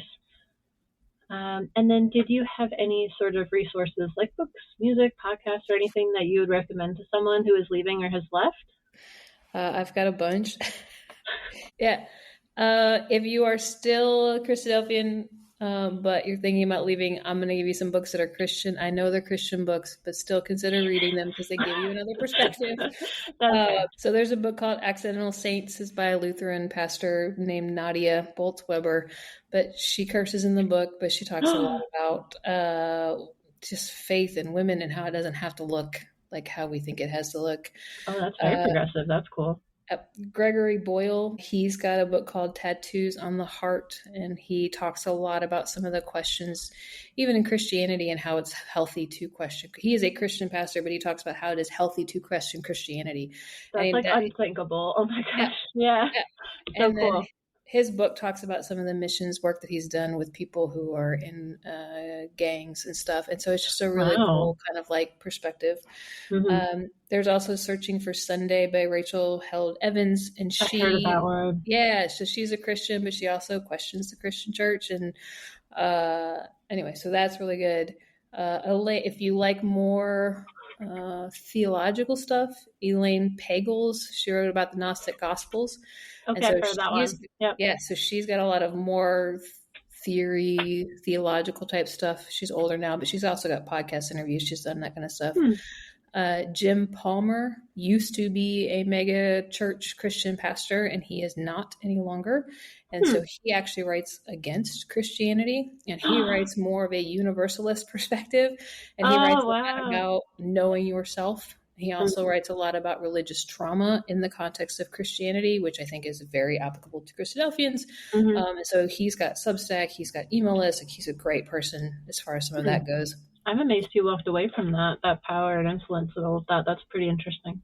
And then I am not an atheist quite clearly, but I like to read. And Sam Harris has a book called The End of Faith, and he is an atheist. I do not agree with all of his conclusions, but I think it's a good read because it gives you a different perspective on faith and religion, how it can do a great deal of harm to the world and society if it's not kept in check. And so there's that. That's funny because it reminded me of your parents told you, don't listen to the amended thing. We're going to read that, but you can't trust it all. My parents they knew half the books I read. The gap has widened, though. Yeah. You're allowing a much broader range of differences. And still, I think it's a helpful lesson of take what works for you, leave what doesn't work for you. Exactly. It's the critical thinking, right? This part applies, this part doesn't. And then the other thing, this is a very Christian book, but it goes to your point about supernatural stuff. It's a book called Supernatural by a guy named Dr. Michael Heiser. And it is a brilliant read on the Bible and how essential. I mean, it's not against Christadelphians, but it literally proves how Christadelphians are so wrong about not believing in the supernatural. And he uses the Bible to show that there is supernatural stuff. And so, yeah, the Bible's very spooky. That's why it makes sense that the Catholics are so spooky. Yeah. So that's there. And then as far as like, I like to read physics. So if people are into like literally, I loved physics when I took that. Yeah. Yeah. Like mathematics stuff, like Origin of Time by Stephen Hawking. Donald Hoffman has some really interesting physical theories. Oh, you are a real reader. Yeah. Annika Harris writes about a book called Conscious, and it's about consciousness. And then there's a guy named Federico Fagan. I might not be saying his last name right, but he's I don't know what country he's from, but he also talks a lot about physics and consciousness and how it's created. And so I think if people just kind of start to explore some of that, again, it helps open up your mind to other ideas and other perspectives, even if you don't 100% agree. And then as far as trauma goes, there's a woman named Dr. Tara Swart, Swart, Dr. Garber Mate, Mate.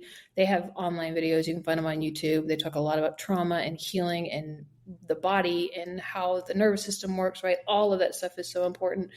And then there's a woman who has a TEDx talk. Her name is Dawn Smith. And the title of her talk is Why I Left an Evangelical Cult. But so much of it pertains to the Christadelphians, and it's like 15 minutes, and it's really brilliantly done. Because, I mean, I think I was raised in a cult, and so watching her video, even though it was a different cult, was actually helpful for me. Yeah, and when I started the podcast, I didn't want to call it a cult, but over and over again through the episodes, I'm like, this is getting real culty. This is getting real culty, and just all these reasons keep coming up, and a number of people have made the suggestion that it was a cult. So, yeah. Whether you like hearing that or not, there are arguments for it. And we know the reasons against, too. We're raised to know them. But, yeah, very culty, and especially the behaviors towards ex-members, which many of us relate to experiencing.